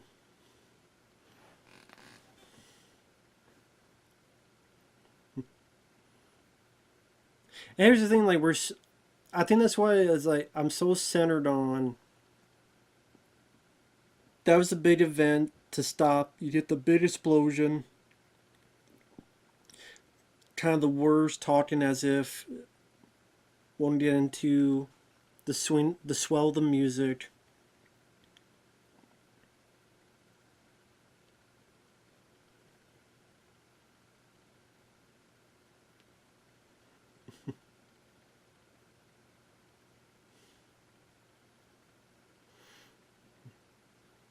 See, pulling the camera back and the swell of the music, I thought they did a nice job with. Psych. Well, wait, there's more. What the hell do you think this movie's called? Someone is pissed.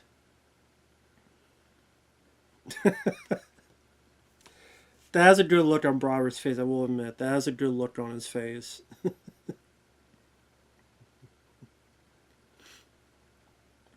Now she is super pissed.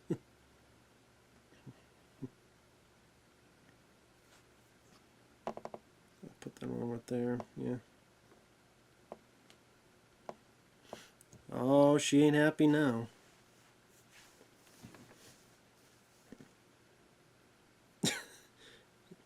Or he, whatever. He looks angry, yeah. Running would be a good idea.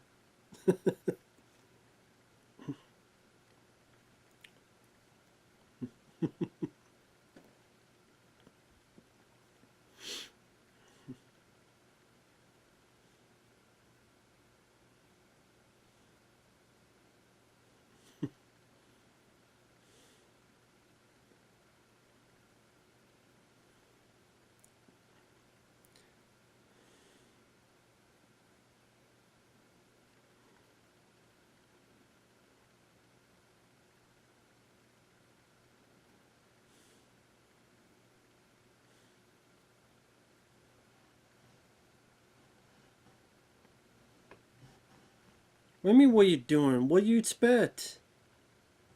Stay in the damn car. Pretty nifty with that.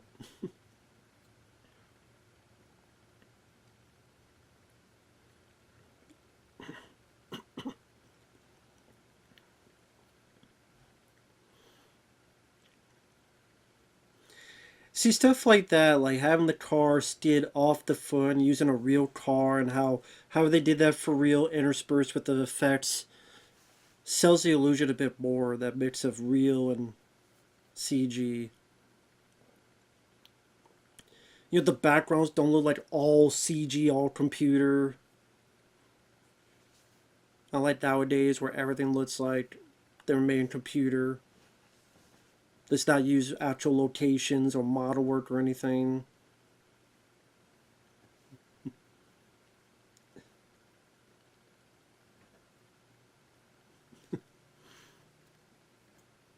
Yeah, this whole chase with the taxi cab and Godzilla is definitely one of my favorite parts of the movie.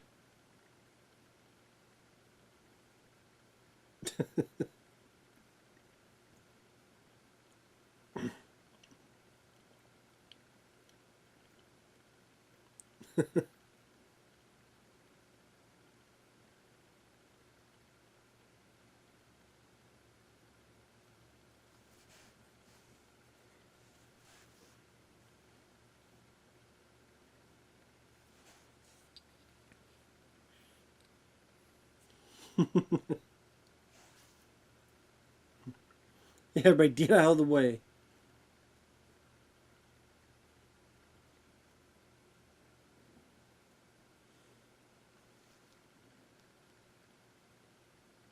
And O'Neill, I think this is a reference to Kurt Russell's character in Stargate, I believe, O'Neill.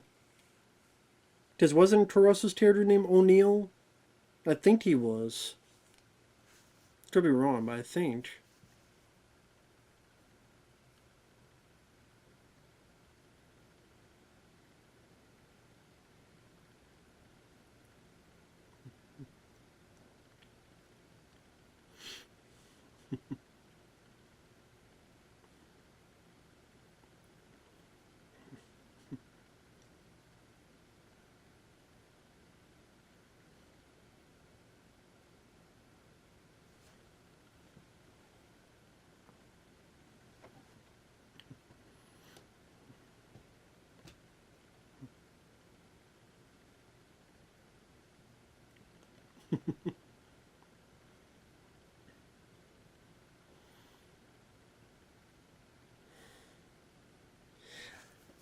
The reason I'm pausing, I'm kind of just watching, is trying to sit here and contemplate what is it about this scene I enjoy.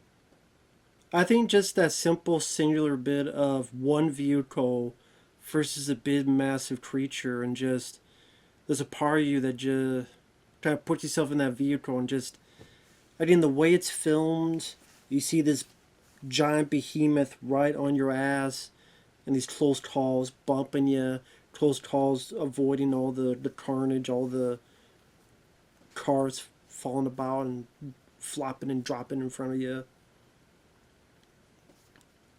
Like to system amount of close calls to keep with the suspense of the sequence. And then these little nicks, these little close calls hitting the side or hitting the back of it.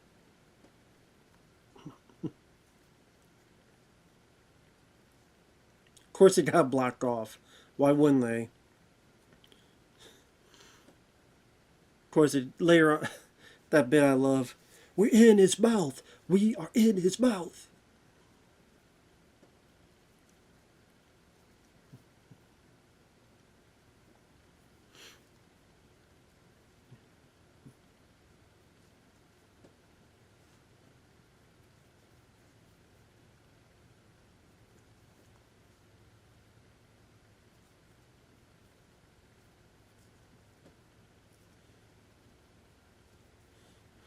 You just really feel the relentless nature of this beast.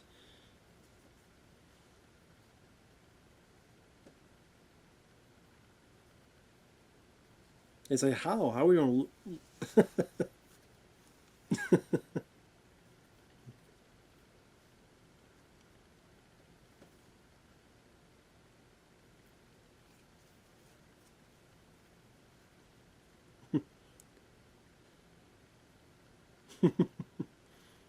And right there, Reno gets the idea.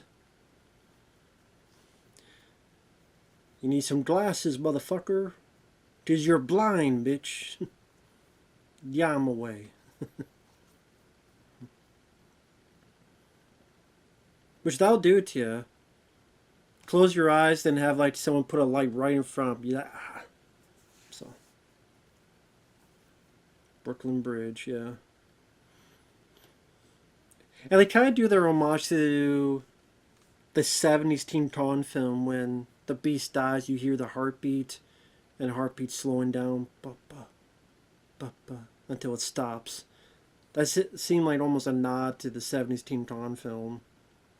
We're in its mouth.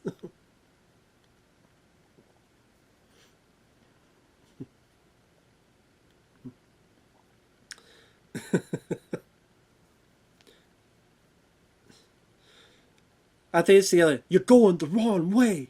You are going the wrong way.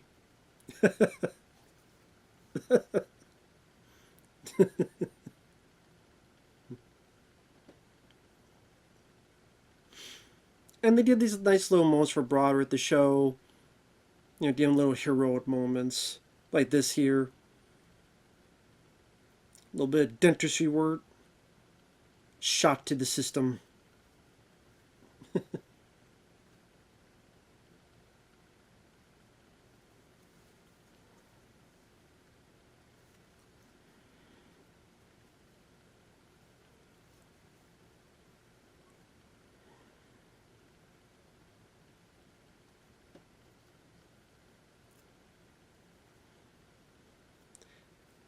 I mean, if they took the name and just renamed, if they took the movie and just renamed it Zilla or something else, I think. Imagine if you went into this film, right, and you just, anytime someone says Godzilla, just replace it with a different name. Gigantus, whatever I don't know, whatever name you want to.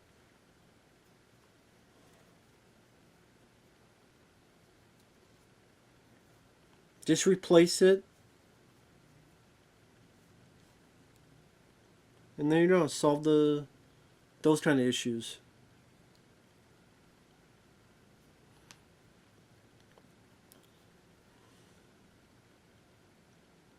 on the suspension bridge, and there you go. I'm gonna say fire already.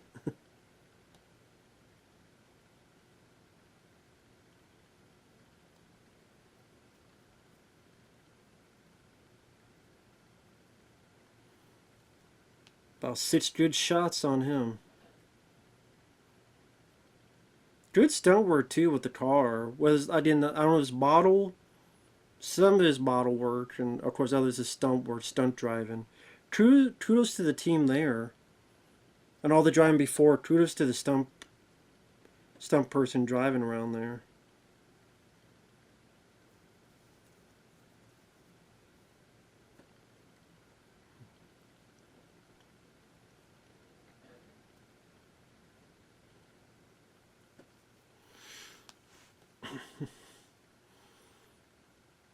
I mean, if you think about it, yeah, it's an animal that was made into existence, wanted to find a place to birth its babies, got mad when you killed its babies. So it's hard to blame it for, like I said, animal. Kind of hard to blame it either.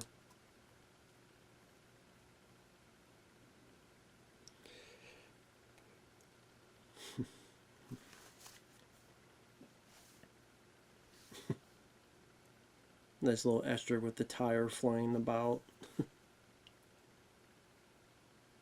Yeah, I think this is where you hear the heartbeat. That's like the 70s Teen Kong movie.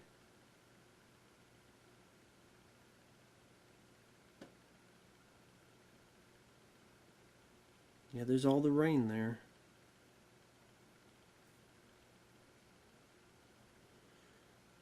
Which, yeah, I think, I mean, to consistently have rain, you don't have actors wet. If you mess up, you gotta redo the scene over and over again. Stop, dry the actors. Hopefully not get sick. Hopefully the rain is temperature the right amount, whatever they use. Yeah, here's the heartbeat.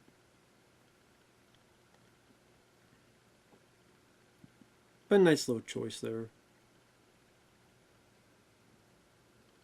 I thought that was a nice little addition to have there.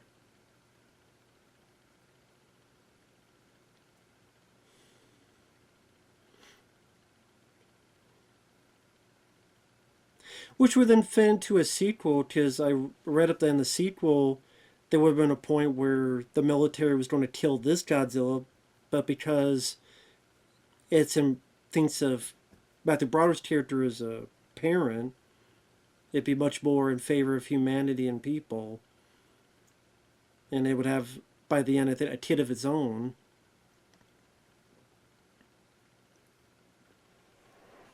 So it'd be a different,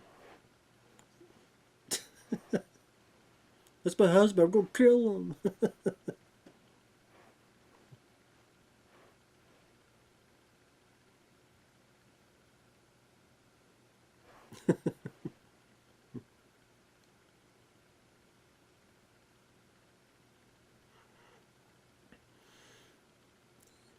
There's another bit with Siskel and Ebert. The thumbs up, thumbs down.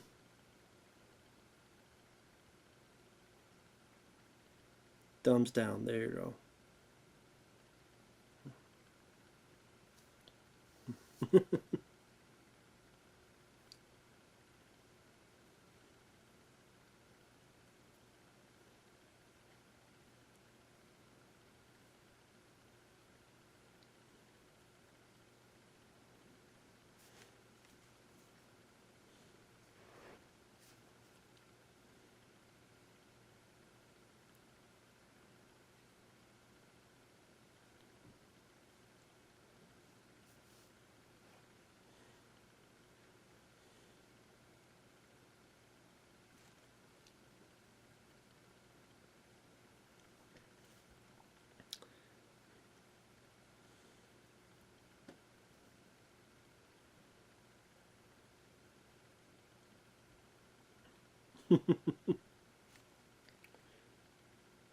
Stole your tape.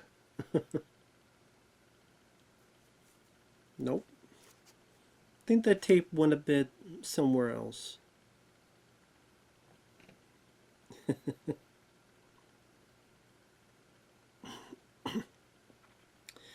Nice, some little moments for each of the characters and in the story.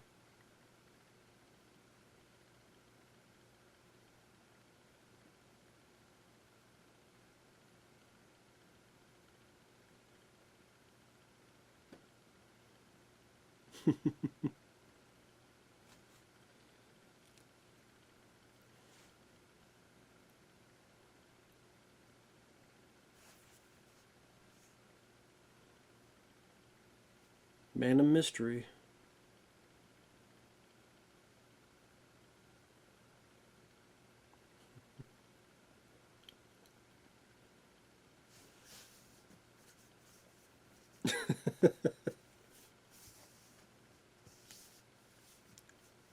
What do you say about my tape? You got my tape there? And of course, we have the set for the sequel that never happened. But yeah, I guess the idea was that, kind of like the cartoon, is that people, which if it hatched here, again, I don't know how that would all come about. But I guess we'll never know.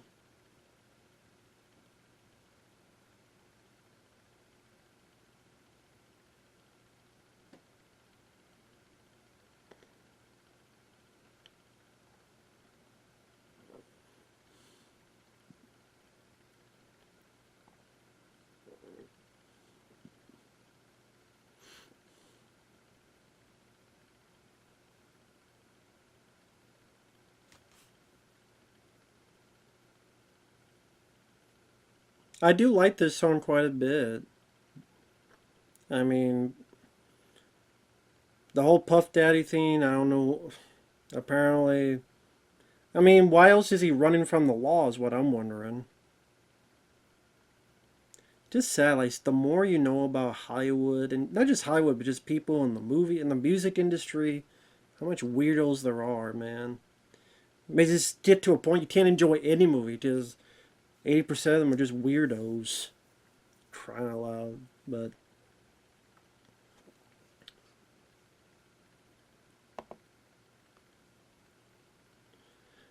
But yeah, I remember, like, the music videos back in the day, Come With Me, and we could be heroes just for one day. Yeah, I got into this movie back in the day, and still enjoy it to this day. I still enjoy this film. I still think it's fun. I still think it's an entertaining popcorn film. I like Matthew Broderick's performance, Hank Azaria's performance, John Reno. I think the model work and those type of special effects, the practical explosions are very well done. I think the pacing is fairly solid. It's over 2 hours. I didn't feel it. 2 hours and what, 18 minutes or so? Decent amount of action. It's a good looking movie. The CGI on the Godzilla, doesn't hold up the best, but again, it's been 26 years, so I'm not surprised. Yeah, there's some plot developments, like, would it be that easy for that big creature to hide in the city, even if it's burrowing underground? Okay, at some parts they did feel tremors, but they should they not feel that a lot more often? Can you really figure out that a lizard is asexual with a human pregnancy kit? I don't know. But yeah, I think the big thing is it should not have been called Godzilla itself. That's really what happened. That made a lot of people mad. And like I said, to turn on the light, I perfectly understand that. I perfectly get that sentiment. I get that anger. I get that mentality of, come on now, really? So I do get that. I do understand that. But I still enjoy the film. I still do to this day. But with that said, thanks once again, Jonathan, for the request. It was fun to revisit this film again. Still enjoy it. So thanks for watching. Take care, everyone. And we will see you guys later. Bye-bye.